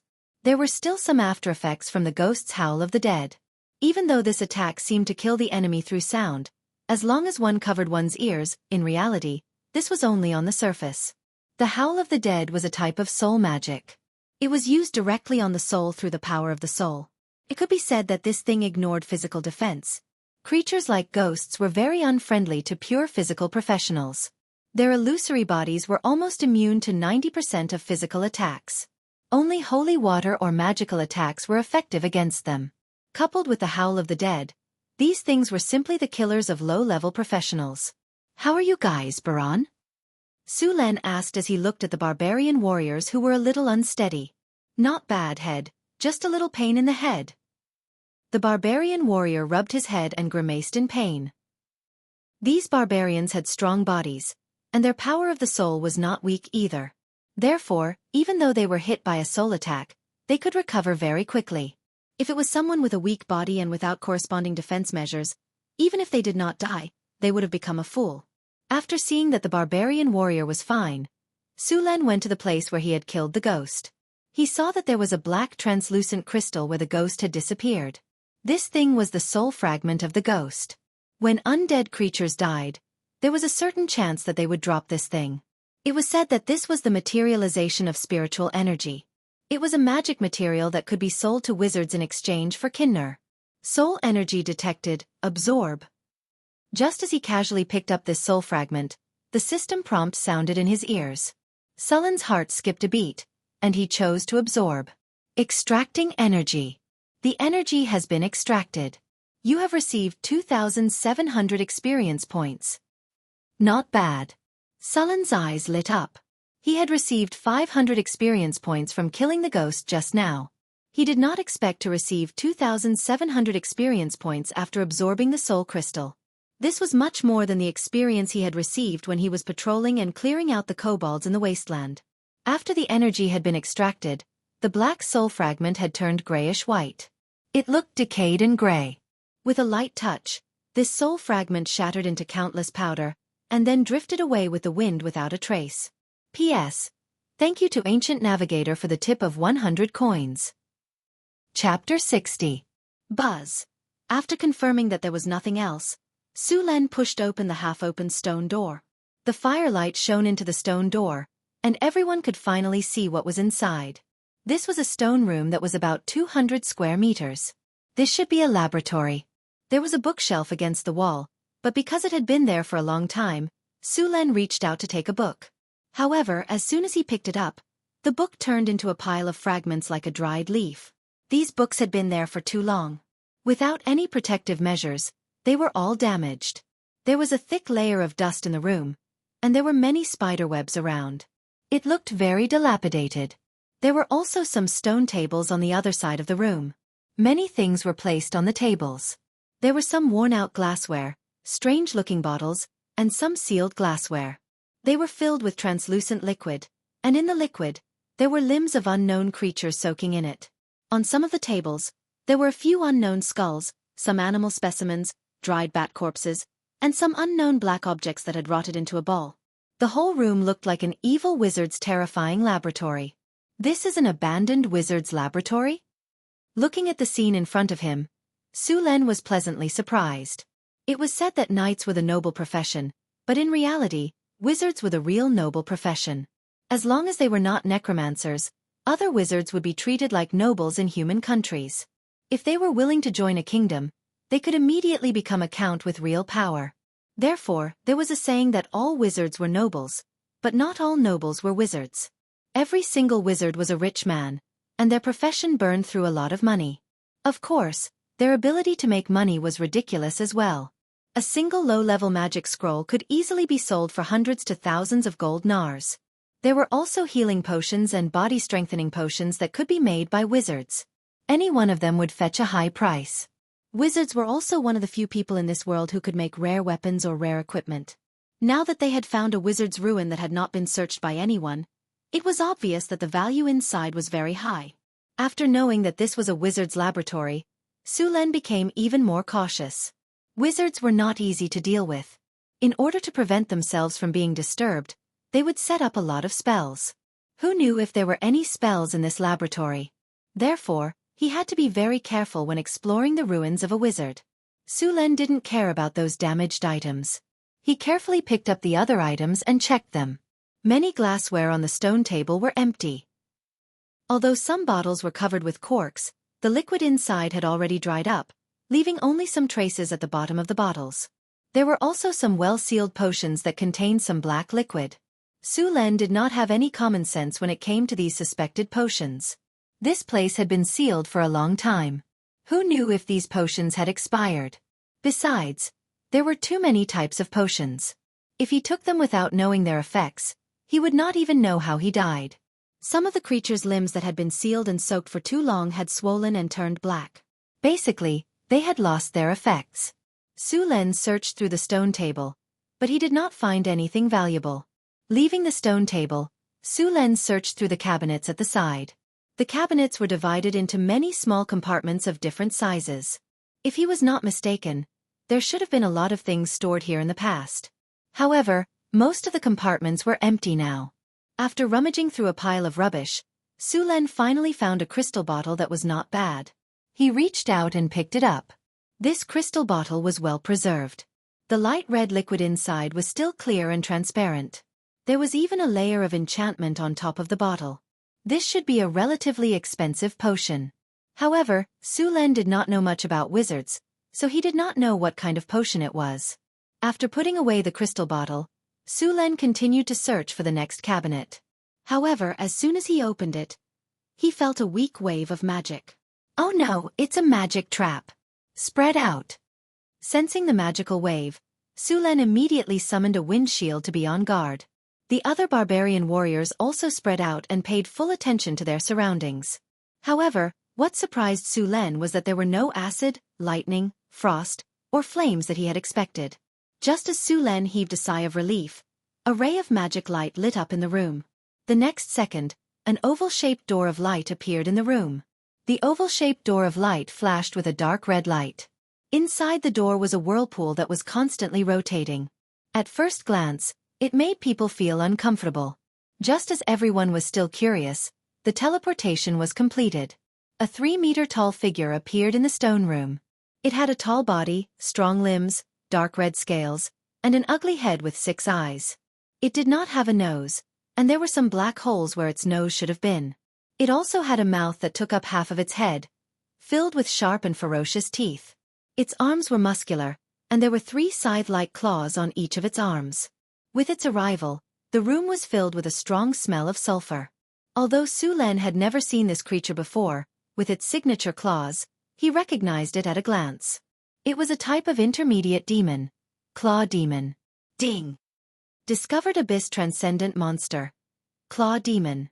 Claw demon, abyss demon. Grade 3. Strength, 21. Agility, 18. Constitution, 19. Spirit, 12. Has spell-like abilities. Skills, bite, chain attack, pounce, haste, curse, etc. Special skills, demon skin, tenacity, regeneration. As the system notification sounded, a part of the Claw Demon's attributes appeared in front of Su Len. This Claw Demon was an intermediate demon. In the human world, it was equivalent to a grade 3 profession, a knight commander. However, even a knight commander would most likely lose in a one-on-one fight with such a demon. Demons were not only strong physically, but they also had spell-like abilities. They were not easy to deal with. However, although this demon was strong, it was unlucky to meet Su Len. Roar! The Claw Demon that had just teleported over roared excitedly after seeing the surrounding environment. After seeing that there were actually some humans around, it couldn't wait to have a good meal.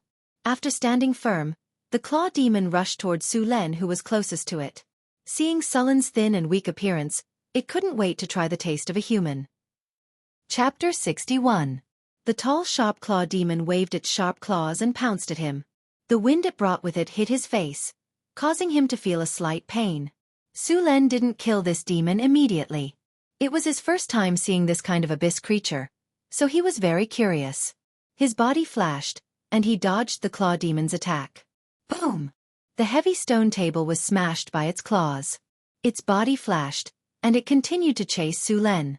However, its speed was obviously much slower than Su Len's.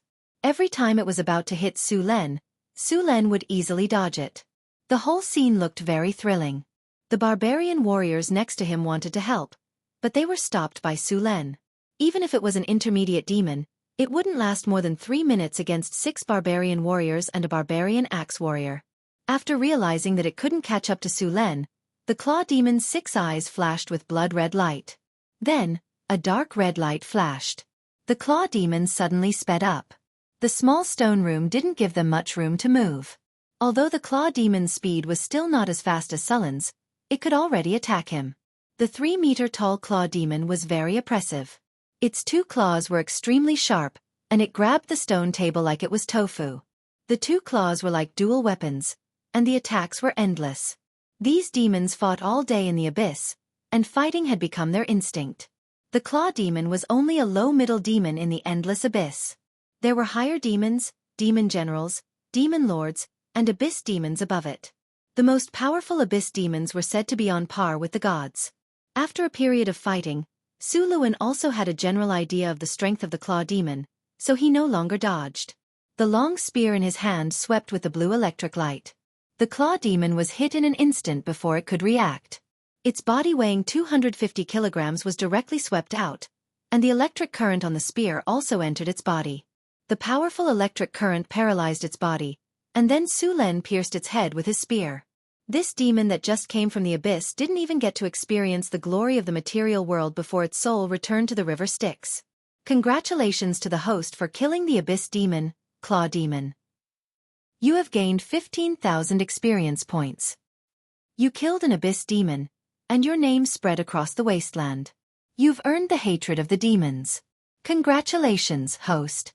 You have leveled up. You have received 2 free attribute points, 2 skill points, and 1 gold treasure chest. In this battle, you've obtained a forging experience book. He added 2 attribute points to strength, and at this moment, his attributes changed again. Name, Sullen Race, Human Level, LV 18, 210718000, Strength, 35 Dexterity, 29 Spirit, 24 Physique, 29 Charm, 19 Skills, Omitted, Characteristics, Omitted. In this battle, other than the Forging Experience Book, there was also a golden treasure chest. The Forging Experience Book was for blacksmiths. He planned to go back to the blacksmith shop and find an apprentice to use it. This item could quickly improve his forging skills. The golden treasure chest was directly opened. A golden light flashed, and the golden treasure chest disappeared, replaced by a ball of light. Congratulations, host. You've obtained the Forbidden Magic skill. Forbidden Magic? After hearing the system prompt, Sullen's heart beat faster. He quickly opened the system to check. Forbidden Magic. After the system integrated with the rules of this world, the original, general skill mutated and became a new skill. Forbidden Magic, Beginner after use. You can cut off the energy link of a person or creature whose level is not higher than yours. Note, the target's level is higher than the caster's, so the skill is ineffective. This skill is ineffective against legendary wizards. After seeing the skill clearly, Su Len was a little disappointed. This skill could not be used against people who were stronger than him, so its effect was much smaller. Moreover, it was ineffective against legendary wizards. This was within his expectations. After all, legendary wizards could already cast spells without the magic net. For legendary wizards who had come into contact with the rules of the world, forbidden magic was meaningless. Although this forbidden magic skill had a lot of limitations, it did not mean that it was useless. On the contrary, this skill was very powerful. Su Len did not have a clear understanding of his current strength, but he estimated that it should be close to legendary. In this way, all spellcasters, people, or creatures with magic abilities under legendary wizards would be mute when they met him. After spending 2 skill points to learn forbidden magic, Su Len began to check on the unlucky Claw Demon. Although the Claw Demon was an intermediate demon, there were still some things on its body. The demon's skin was good in both strength and toughness. It was said that the skin of the demon lord was not worse than that of a giant dragon. Although the Claw Demon's skin was not that strong, it was still a good leather armor. The most valuable thing on the Claw Demon's body was its pair of claws. This pair of claws was also an extraordinary item. If a wizard with good skills made it, these claws could be made into an extraordinary weapon with sharpness and armor-piercing effect. After leaving the claws and the demon's skin, the rest of the body was thrown aside. Although the demon's body was also a magic material, it was not easy to sell it. Su Len did not have a channel to sell it, so he could only choose to throw it away. Luckily, the value of the claw demon's body was not that high. Otherwise, he would be heartbroken. After dealing with the claw demon, Su Len continued to look for valuable things in the stone room. After the battle just now, Su Len had confirmed that there were no other traps. Soon, the stone room was searched, and there were no other valuable things found. After finding nothing, Su Len looked at the other door in the stone room. As a wizard's laboratory, it was impossible for him to only have one stone room. Also, wizards like to build treasure vaults to store their treasures or magic tools.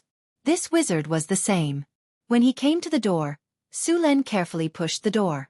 There was no mechanism on the door. After waiting for a while and seeing that there was nothing else, Su Len held the torch and walked inside. The stone room inside was a bedroom. Aside from some beds and other things, there was nothing else. Perhaps these beds were once made of velvet and silk, but after hundreds of years, these things had all become trash that would break at the slightest touch. After walking past the bedroom, Su Len continued to walk to other rooms. Soon, he found the kitchen, training ground, and library. However, he still found very little. He only found 2 books in the library that were not damaged. These 2 books were preserved after some special treatment. One was Demon Identification, and the other was Anatomy. Chapter 62. Su Len flipped through it casually. There were many dissections of demon corpses recorded on it. It seemed like the wizard who built this lab had researched a lot of forbidden knowledge. This also made Su Len understand why the wizard built his lab in this god-forsaken place. After searching through these few rooms, Su Len turned his attention to the last door. According to the layout of this lab, the last door was very likely to be the wizard's treasury. As the biggest treasure in this lab, Su Len purposely left it for last. When I arrived at the entrance of the treasury, I was surprised to find that there weren't any magic traps installed on the door. All I had to do was push open the heavy stone door. When I opened the door, I didn't see the mountain of Kinnar that I had imagined. The empty treasury was so clean that it looked as if it had been licked clean by goblins. Su Len looked at the empty treasury with a gloomy face. He could not believe that there was not even a strand of hair here. Su Len did not give up and wondered if this treasury was just a fake one. The real treasury was actually hidden here. Soon, he realized that there was indeed something different in this treasury. For example, the seemingly messy lines on the ground of the treasury. There were also some magic runes carved on many places in the treasury. However, Su Len was not a wizard, so he knew nothing about these things. "Boss, there are words carved here." Just as Su Len was thinking about the meaning of these lines, a barbarian warrior pointed at a statue on the wall of the treasury and shouted, "What words?" Su Len stood up and walked over. "I don't know," the barbarian warrior said confidently. "I told you to learn a long time ago, but you still can't read." Su Len was speechless. Su Len pushed the warrior away and began to look at the words carved on the statue. "Other than death, you will gain nothing. F***CK. Su Len was so angry that he slapped the statue. This bastard did it on purpose. He gave up this stupid lab on his own accord and left it here to scam people. Su Len finally understood why this lab was so well preserved, but there were so few things in it. After seeing this line of words, he knew that the wizard was trying to tell him that he was scamming him. It was just like when you finally found the treasure after going through untold hardships and narrowly escaping death. You were about to become a millionaire and reach the pinnacle of your life. In the end, the person who buried the treasure only left you an empty box. Anyone would probably explode. At this moment, Su Len could not help but be angry. If the wizard in this lab was still alive, Su Len would definitely beat him up until he could not take care of himself. The statue on the stone wall that Su Len slapped activated an obscure mana. Immediately, rays of light appeared on the ground in the center of the treasury. The mana wave of mana here quickly caught Sullen's attention. A summoning circle again? Doesn't this damn wizard know how to come up with something new? Looking at the dimensional door that was rapidly forming, Su Len moved his wrist. This summoning circle came at the right time. He was just about to vent his anger when a punching bag came. The dark red light of teleportation appeared, and a mysterious whirlpool appeared in the treasury. In the next second, a curvaceous female creature with a beautiful face appeared in front of Su Len. This female creature had a pair of demonic wings and a pair of small horns on her head. Her face was beautiful and full of charm. Her clothes were also extremely bold. They could not even be called clothes. They were even smaller than the hottest bikini swimsuit in his previous world. 2 pieces of cloth that were not much bigger than coins covered the important parts of her body. Her lower body was like a few ropes. This was the embodiment of desire. She seemed to be able to satisfy whatever one wanted. Sullen's heart was also burning at this moment. He looked at the female creature with a burning gaze. This is a material plane? My luck is so good? A lazy and seductive female voice sounded. Hearing it, Sulen felt as if there was a small hand constantly teasing his heartstrings. There are so many strong males. Are you willing to serve me? The seductive voice sounded in his ears again. At the same time, there was a voice in his heart that kept encouraging him to say yes. Resisting the impulse to agree, Su Luan instantly mobilized the power in his body, and an electric current rushed straight up along his spine. At the moment when the electric current passed, Su Luan's originally somewhat confused expression instantly sobered up. Succubus! After regaining consciousness, Su Len immediately remembered the origin of the creature in front of him. According to legend, this was a type of demon that was born from the soul of a human female. It had all the advantages of a female and could be said to be the dream partner of a male. However, most of those who met them would become their slaves. I actually got rid of it. Has my charm decreased? Just as Su Len regained his calm, the succubus said with some surprise. In her opinion, among the 7 human males in the room, this one was the thinnest and smallest and should be the weakest. She did not expect this weakest human to get rid of her charm. I also did not expect to summon a succubus this time. I almost failed miserably. Su Len looked back and forth at the succubus's body. He had to admit that this body was the most outstanding one he had seen since he came to this world. In particular, the seductive charm on her body made Su Len want to have a good fight with her for 360 rounds. I'm getting more and more interested in you. Take him down. Noticing Sullen's gaze, the succubus smiled slightly. The whip in her hand lashed out, and the barbarian warriors that had been controlled rushed towards Su Len. Damn it, these guys. Their willpower is so low. I'll train them properly when I get back. Seeing the 6 barbarian warriors rushing over, Sullen's face darkened. This was the first time his subordinates had betrayed him. He made up his mind to teach these barbarians a lesson when he got back. After making up his mind, his hands were not careless. Blue lightning jumped back and forth on the spear. Seeing the 6 barbarians rushing over, Su Len quickly whipped them. As a result, these barbarians flew back at an even faster speed than before. The electric current wrapped around their bodies paralyzed their bodies. It seemed that they could not move for a while. Your turn. After dealing with the barbarians, Su Len turned his gaze to the succubus. Seeing Su Len easily deal with the barbarian warriors, the succubus also knew that she had misjudged him. This human in front of her was not the weakest. He was clearly a human-shaped Tyrannosaurus. Damn it, why am I so unlucky? I finally became an adult and was lucky enough to come to the main material plane. How did I meet such a monster? The succubus Chris cursed her bad luck in her heart. P.S. Thank you to the Heavy Dragoon for the 100 Chidian coins tip. Chapter 63. Succubi weren't very strong. They didn't like to fight head-on, but that didn't mean they didn't know how to fight. After seeing that her subordinates were all subdued, the succubi had to do it herself. The whip covered in barbs whipped towards Su Len. Every succubi was a master of whips and was proficient in the art of binding. However, she met Su Len. This time, she kicked an iron plate. The long spear in his hand easily deflected the succubi's whip. Then with a sweep, the succubi flapped her wings and dodged quickly. Even though the succubi dodged quickly, she was still grazed by the lightning on the long spear. The lightning flashed, and the succubi's arm was slightly numb. Then, it returned to normal. In that short moment of contact, Chris clearly knew that she was no match for him, so she already had plans to escape. She swung her whip and prepared to cast an advanced teleportation spell to escape. As soon as the energy gathered, Su Luan sensed it. Without even thinking about it, he directly threw out a forbidden magic spell.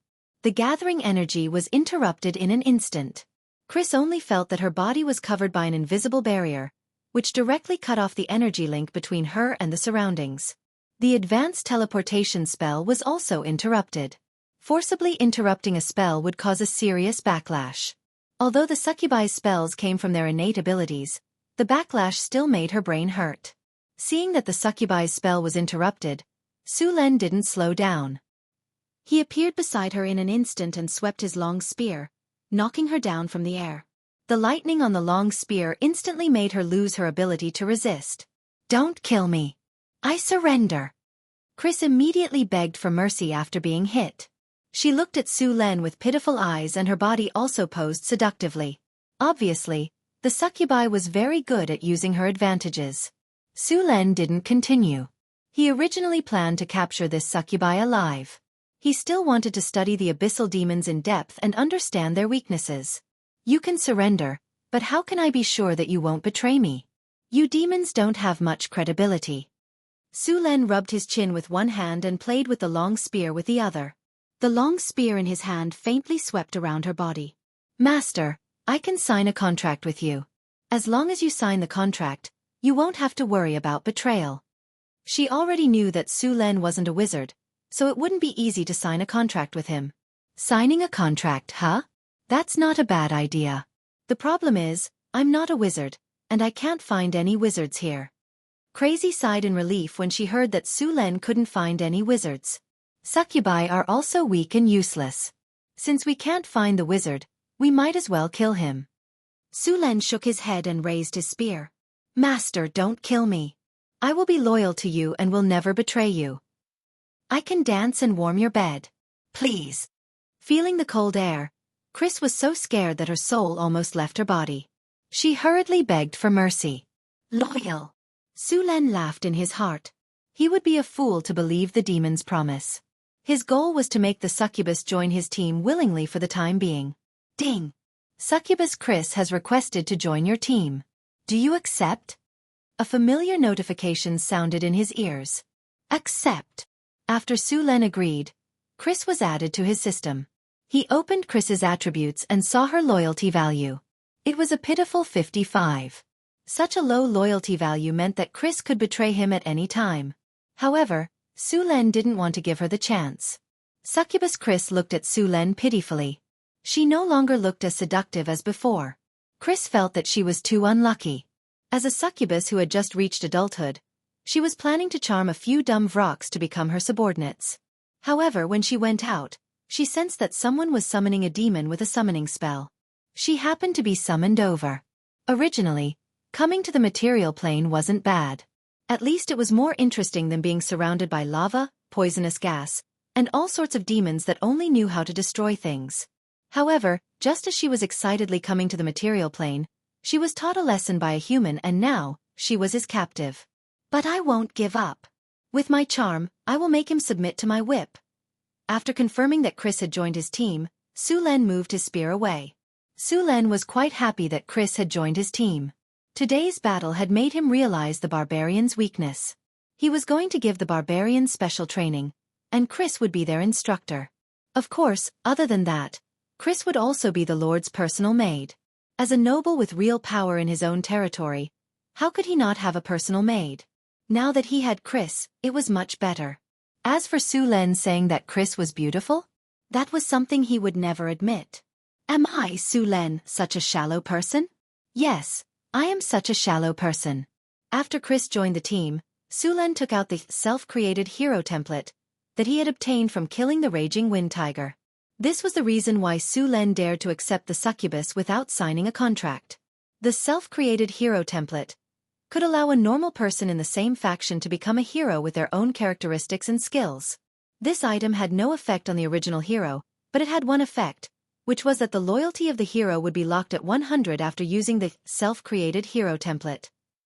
In other words, as long as Su Len gave this item to Chris, she would not be able to betray him for the rest of her life. The self-created hero template was a ball of light the size of a fist. The ball of light was as light as a feather, but it attracted everyone's attention as soon as it appeared. "Come here." Su Len glanced at the succubus and said.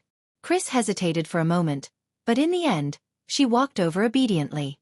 Su Len tapped on the ball of light lightly and chose to use it on the succubus Chris. The ball of light suddenly shattered into countless stars and instantly enveloped the succubus Chris. Ding! You have used self-created hero template on the succubus Chris. Self-created hero template has activated hero character trait, talent.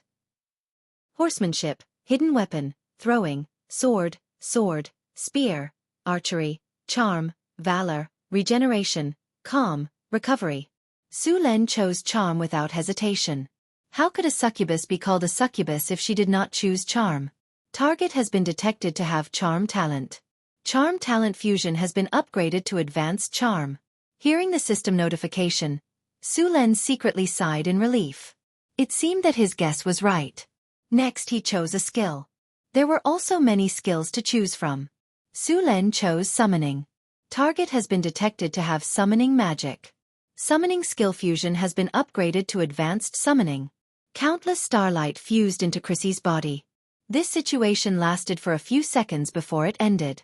When the light dissipated, Chris' body was revealed. P.S.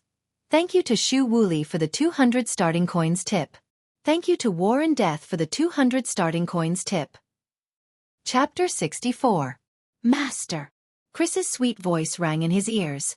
Just her voice alone made him feel as if his heart was being scratched by a cat's claws.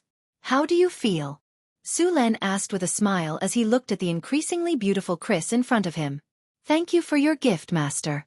Chris feels as if she has been reborn. Chris bowed to Su Len. Her body formed a sexy and seductive curve, which made Su Len envious. Sensing Sullen's burning gaze, Chris couldn't help but smile. Then, she adjusted her body to make it even more attractive. Okay, get up. Su Len suppressed the fire in his heart and took out a spare set of clothes for Chris to change into. This little vixen's every move was very seductive. If she wore such skimpy clothes again, Su Len was worried that he wouldn't be able to control himself. Now that she had become his exclusive property, she naturally couldn't wear such skimpy clothes. Of course, this was an exception when they were alone. Yes, Master. Chris took the clothes from Su Len and put them on. After becoming a hero, Chris had transformed into a human. The small horns on her head and the wings on her back had disappeared. She looked exactly like a human. Compared to before, Chris had become even more beautiful. The seductive feeling on her beautiful face had disappeared. Instead, it was replaced by a strange charm. Her facial features were exquisite, her brows were picturesque, her eyes were dark red, her skin was white, and her black hair hung down to her waist. Just looking at her made one's heart flutter. The loose robe on her body still couldn't cover Chris's curvaceous figure. The loose robe was very loose and looked like old pajamas on her body. However, Chris found a ribbon and tied it around her waist. All of a sudden, the originally large and ugly robe became beautiful. The astonishing curve of the upper part of the robe was already enough to make people envious. When it reached the waist, it suddenly became slender. The beautiful curve below the waist, the slender legs, and the entire figure were vividly outlined. Her slender waist had a kind of amazing beauty. At a glance, Su Luen immediately thought of a kind of creature. A snake. This was a real water snake waist. After putting on the robe, Chris stretched her arms behind her back. Her chest rose to an amazing angle. Then, she used both hands to lift up her beautiful black hair. Her every move was naturally seductive. Master, I'm done. Chris found a rope and tied her hair. Then she tilted her head and said, Then remove your charm. Su Len came back to his senses and pointed at the barbarian warriors who were still lying on the ground. The barbarian warriors finally recovered after the charm spell was removed. However, their faces were as red as pig's liver, clearly feeling that they couldn't lift their heads after being controlled by Crazy's charm spell. Ding! Congratulations to the host for successfully subduing the succubus, Chris, and obtaining the first self-created hero. The host is rewarded with Charm +2 and a silver treasure chest. Su Len opened the system panel. There was a hero in his panel. There were 3 names listed. The first was Johnson, the second was Boulder, and the third was Chris. He clicked on Chris's name. Chris's attribute panel appeared in front of him. Name, Chris, adult, race, succubus, abyss demon, high demon, rank, elite succubus strength, 16 agility, 21 spirit, 25 vitality, 20 charm, 28. Succubi are born with a beautiful appearance. Their charm is amazing. Not only is it effective on the opposite sex, they have amazing charm and can easily gain the favor of others. Negotiation +5, command, 50 characteristics, talent high charm, tenacity, minor damage reduction, 10 and below damage. Night vision 20 meters, resistance to poison, acid, ice, and fire 15, magic resistance 20, telepathy 30 meters. Skills: high summoning, high teleportation, energy absorption, language proficiency, detection, suggestion, spell-like abilities, dancing level 14, negotiation level 12, deception level 12, rope, binding, level 8, trainer level 7. High charm. After using this skill, one or many targets can be charmed. If the target's willpower fails, they will become her slave. High summoning. Can summon one high demon or 5 intermediate demons to fight for her. Weapon proficiency. Sword weapon 83. Whip 178. Looking at Chris's attribute panel, Su-Len was surprised. He didn't expect Chris to have so many things. Besides the basic skills, Su-Len also found some interesting things, such as dancing and rope. From Chris's attributes, she was more of an agility-based hero. Her strength was not as high as the barbarian warrior, but her charm was as high as 28 points. It could be said that she had reached the point where she could bring disaster to the country. Although Chris's charm was high, it was at most 22 points. However, after becoming a hero, all her attributes had increased. Her charm had increased the most. With a high charm, she naturally became more beautiful. Moreover, using high charm was more effective. If she were to use it on Su-Len again, Su-Len might not be able to withstand it. After looking at Chris's attributes, Su-Len opened the silver treasure chest that he had just received. A light flashed and Su-Len heard a system prompt. Congratulations, host. You have received a black mane horse. The original silver treasure chest was replaced by a doll-like black horse. Black mane horse. Mount. Summon a black mane horse after use. Speed +3. Without summoning the black mane horse, Su-Len asked everyone to leave the laboratory. When they left, Su-Len kindly restored the door and the undamaged mechanisms. He also repaired some of the mechanisms that could be repaired. Even the traces on the ground were cleaned up. He tried his best to restore the place to its original state and let the ruins quietly wait for the next adventurer to come. After spending some time to deal with it, Su-Len left with the barbarian warrior and his personal maid. Su-Len took out the black mane horse from his personal storage and chose to summon it. A light flashed and a group of tall and handsome black warhorses appeared in front of them. The warhorses had slender limbs and beautiful muscles. The fur on their bodies was as smooth as satin. Their eyes were also very lively. One could tell at a glance that this was a good horse. The barbarian warrior was curious about the horses that suddenly appeared, but soon lost interest. On the other hand, Chris looked at Su-Len with sparkling eyes. Su-Len jumped onto the horse and stretched out his arms to carry Chris onto the horse's back. Feeling the amazing elasticity in his arms, Sullen's heart couldn't help but beat faster. The journey back was very smooth. They didn't meet any goblins or gnolls. When the sky turned dark, the group finally returned to the town. Chapter 65. Master, is this your territory? Chris curled up in Sullen's arms and looked up.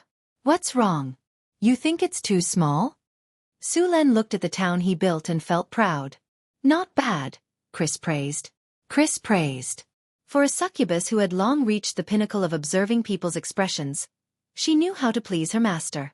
Master, your most loyal servant welcomes you back. Just then, a goblin ran over and knelt down.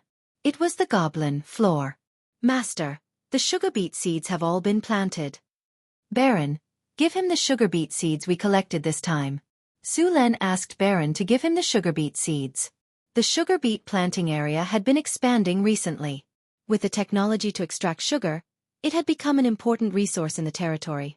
It was a quiet night. 15,000 words omitted. When he woke up the next day, it was already noon. When he got up, Chris was still resting. Last night's battle was a bit fierce. Although the succubus was fearless in bed, Chris was just an adult. She was no match for Su-Len, who had watched countless movies and had no idea what to do in terms of theoretical knowledge or physical strength. Of course, Chris's growth was fast.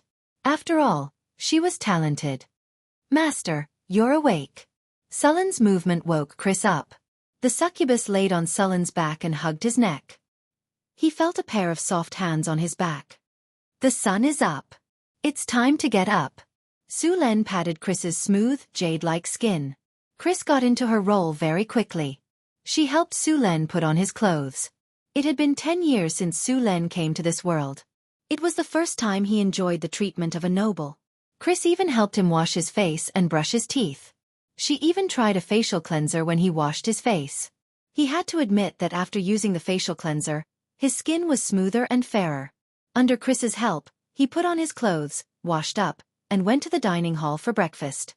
Breakfast was oatmeal, eggs, and white bread. It was called eggs, but it was actually waterbird eggs. There were too many waterbirds in the reeds and many eggs were laid every day. Breakfast was prepared by a barbarian ant. It was said that she was the best cook in the territory. Although Chris was a succubus, she was completely different from other abyss demons. In the abyss, succubi were one of the few demons with excellent intelligence. Normal demons, even if they reached the legendary level like the demon warlord, would still be reckless and not use their brains. Only after becoming a demon lord would they increase their intelligence. Succubi were the rare demons who liked to use schemes. They were very similar to devils. Su Luen directly handed over many things in the territory to Chris. With her loyalty as high as 100, he didn't have to worry about her betrayal. Chris was still very interested in dealing with the affairs of the territory. Su Luen was now tired of all kinds of trivial matters in the territory every day, so he just let Chris take care of them. From today onwards, Chris became Sullen's personal maid and the territory's internal affairs officer. After breakfast, a barbarian warrior hurried in. "Boss, our caravan is back." "Back? How much food did you bring back?" Sullen's eyes lit up and hurriedly asked. 20 carriages and a caravan came with them. Su Len was stunned. He immediately got up and walked out. He walked to the town's market with the Lord's guards. When he arrived at the market, he saw a large number of goblins and gnolls loading and unloading food from afar. Seeing Su Len arrive, Xion, who was directing the caravan to unload the goods, immediately ran over. "Sir, fortunately, I didn't disappoint. I brought back the food," Xion said respectfully. "Was the journey smooth?" "It was smooth. Lord Johnson and Lord Giant escorted us all the way. They took care of all the vermin." "That's good. How much food did you bring back?" Su Len asked the key question. "According to your request, all the jewelry we sold this time was used to buy food. There's a total of 50,000 kilograms of food." "Sir, I also took the initiative to buy a group of slaves this time," Xion said nervously. 50,000 kilograms of food is enough. As for the slaves, they're used to supplement the territory's population. Su Len didn't care about the slaves. His territory was lacking in people. There are 10 slaves in this group who know how to make wine. They came with their families. "Monseigneur, do you want to meet them?" "We'll talk about that later. By the way, what's up with the caravan that came with you?" Su Len asked. "That caravan belongs to the Skylark Chamber of Commerce. The goods I bought this time are from them. They heard that you, Monseigneur, have successfully developed a territory in the wastelands, so they came with us. They want to cooperate with us." Xion pointed at the caravan not far away and introduced it. Su Luen nodded. He had heard of the Skylark Chamber of Commerce. It was one of Count Jacob's businesses, and the emblem of the Jacob family was a skylark. Count Jacob also had a fief in the Northlands and was considered a count with real power. "Since they want to do business with us, let's meet them." Su Len nodded. Soon, Xion came over with a middle-aged man in his 40s. "Good day, Sir Su Len." The middle-aged man bowed to Su Len. "Good day. Are you the representative of the Skylark Chamber of Commerce?" Su Len asked with a smile. "Yes, Sir Su Len. I am the representative of the Skylark Chamber of Commerce, Robert," the merchant said respectfully. "Your warriors are very brave and powerful." "Of course. They are the best warriors." Su Len brought Robert to a meeting room in the market. A servant brought them tea. "What business does the Skylark Chamber of Commerce want to do with us?" "I heard that your territory produces fine iron weapons, so I want to buy some.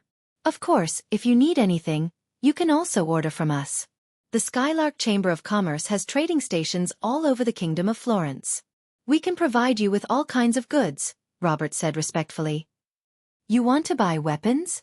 Sure, someone will discuss the price and style with you later." Su Luen nodded and agreed to trade with them. "Thank you very much for your generosity. We have prepared 2 carts of food as a gift for you. Please accept it. Robert's attitude was very humble. It seemed that he had seen the strength of Johnson and his barbarian warriors on the way here. Your Excellency Su Luan, our caravan has brought other goods this time. Is there anything you need? Make a list of your goods and send it to me. If I need it, I will send someone to buy it. Su Len nodded. P.S. Thank you to 9 Sniper SSR, The Unknown World, People Who Don't Know, Tyrant Baby for the 100 Chidian coins. Thank you to Goodwill Lies for the 200 Chidian coins. Thank you to Heavy Dragon Rider for the 500 Chidian coins. Thank you to Desert Bandit for the 1000 Chidian coins. Chapter 66. Su Len did not directly take out the white sugar to trade with the Skylark Chamber of Commerce. In his eyes, white sugar was a luxury item. White sugar was different from salt. It was fine even if ordinary people did not eat sugar, so sugar was basically prepared for the nobles. Robert's caravan brought a variety of daily necessities. In addition to a small amount of food, there were also wine, tea, and so on. Their arrival solved many problems in the territory. When Su Len came to develop the territory, he had limited funds, so he only bought the most important materials and did not bring anything else. The simplest example was clothes. The wilderness did not produce clothes, so when the clothes were damaged, many people wore leather clothes.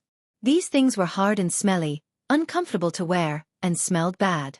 Before Robert came here, he deliberately learned about the situation in Sullen's territory from Xion. Then he prepared the goods, which were naturally very popular.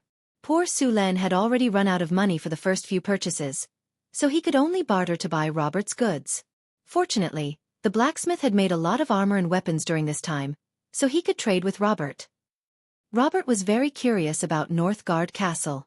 It was a small town about 300 miles away from Blackstone City. From what he could remember, there weren't many territories that could survive for more than 3 months in the wasteland. The few that could survive for 3 months and finally gain a foothold in the wasteland were all heavily in debt. Every year, they would need a large amount of money. After all, maintaining a regular army of more than 1,000 people in the wasteland was just too expensive. But Northgard Castle was different. After arriving here, Robert's first impression was that it was clean and orderly. Yes, it was clean and orderly. Even in the royal city of Florence, except for the noble district and the wealthy district, it was common for people to urinate and defecate everywhere. The streets in the city were also muddy, and no one knew when human excrement would fall from the sky. The town was unexpectedly clean. The streets were neat and tidy, and the roads were paved with stones. Some places were even paved with stone slabs. There was no garbage on the streets, and the pedestrians did not throw away their garbage. Even the goblin slaves and gnoll slaves did the same. Later, he learned that this was the request of Lord Su Len, and those who violated the rules would be severely punished. They would have to clean the streets and toilets under the supervision of others with shackles. There were also those who were caught urinating and defecating everywhere. Not only would they have to pay fines and do hard labor, but they would also be hung up and beaten. Those who refused to change their ways would also have their tools confiscated. There was a bathroom at the corner of every street. Everyone had to go to the bathroom to relieve themselves. In addition to being clean and tidy, there were many rules here. For example, the road was divided into 2 in the middle, and everyone had to walk on the right side. Although the whole town didn't look big, it was orderly. Several roads divided the town into several parts, and all the houses were of the same style. Although it didn't look good, it looked very neat. Some of these houses were already occupied, but most of them were still empty. Although each house was not big, with only 3 rooms, the layout was very reasonable. The houses facing the street were all 2-story attics. These houses should be shops. There were also drainage ditches on both sides of the town's roads, and there were also special sewers inside the houses. There were more people living in the south of the town, and the other places were very empty. Many of the open spaces were built with fences, which looked like reserved places. No one was allowed to get close to the town's barracks, and the Lord's mansion was also prohibited from getting close. However, the square was free to come and go. Compared to other towns and cities, not only were there fewer residents, but the number of soldiers was also shockingly small. For a pioneer town like this to establish itself in the wilderness, it would need at least 800 soldiers. But what about this town? There were only less than 100 barbarian warriors. Even if these barbarian warriors were strong, there were too few of them. In a large-scale battle, the barbarians could be drowned by the sea of soldiers. But even now, this town was still alive and well. This made people think that they had some kind of trump card. However, these barbarian warriors were indeed very strong. The barbarian warrior named Johnson on the way here was very likely to be a knight captain. Robert didn't expect that in such a remote place, there would be an immortal knight that surpassed knights and grand knights. If he was willing to pledge his loyalty to the kingdom, he could at least become a viscount. Apart from these, what surprised him even more was that this town had a large number of slaves. Apart from the serfs, there were also more than 1,000 goblins, kobolds, and gnolls. The number of slaves was already several times the population of the town, but none of them had escaped. There were very few free people here, and most of them were the lord's slaves. However, the slaves here were completely different from those in other cities. In other places, the slaves were not very enthusiastic about their work.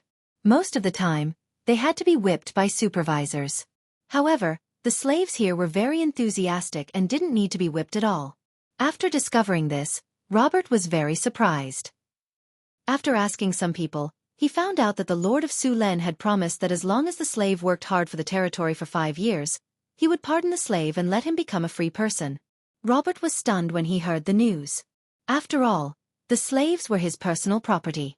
Wasn't it enough to make the slaves work hard with the whip of the supervisor? Why did he want to release the slaves? Did he think that he had too much money? Robert couldn't understand this at all. They even established a contribution system for the slaves. They could earn points by working hard every day, or by joining the army and participating in battles. Only when the points were enough would the slaves be set free. In fact, the reason Sulen did this was to increase the number of free people in the town.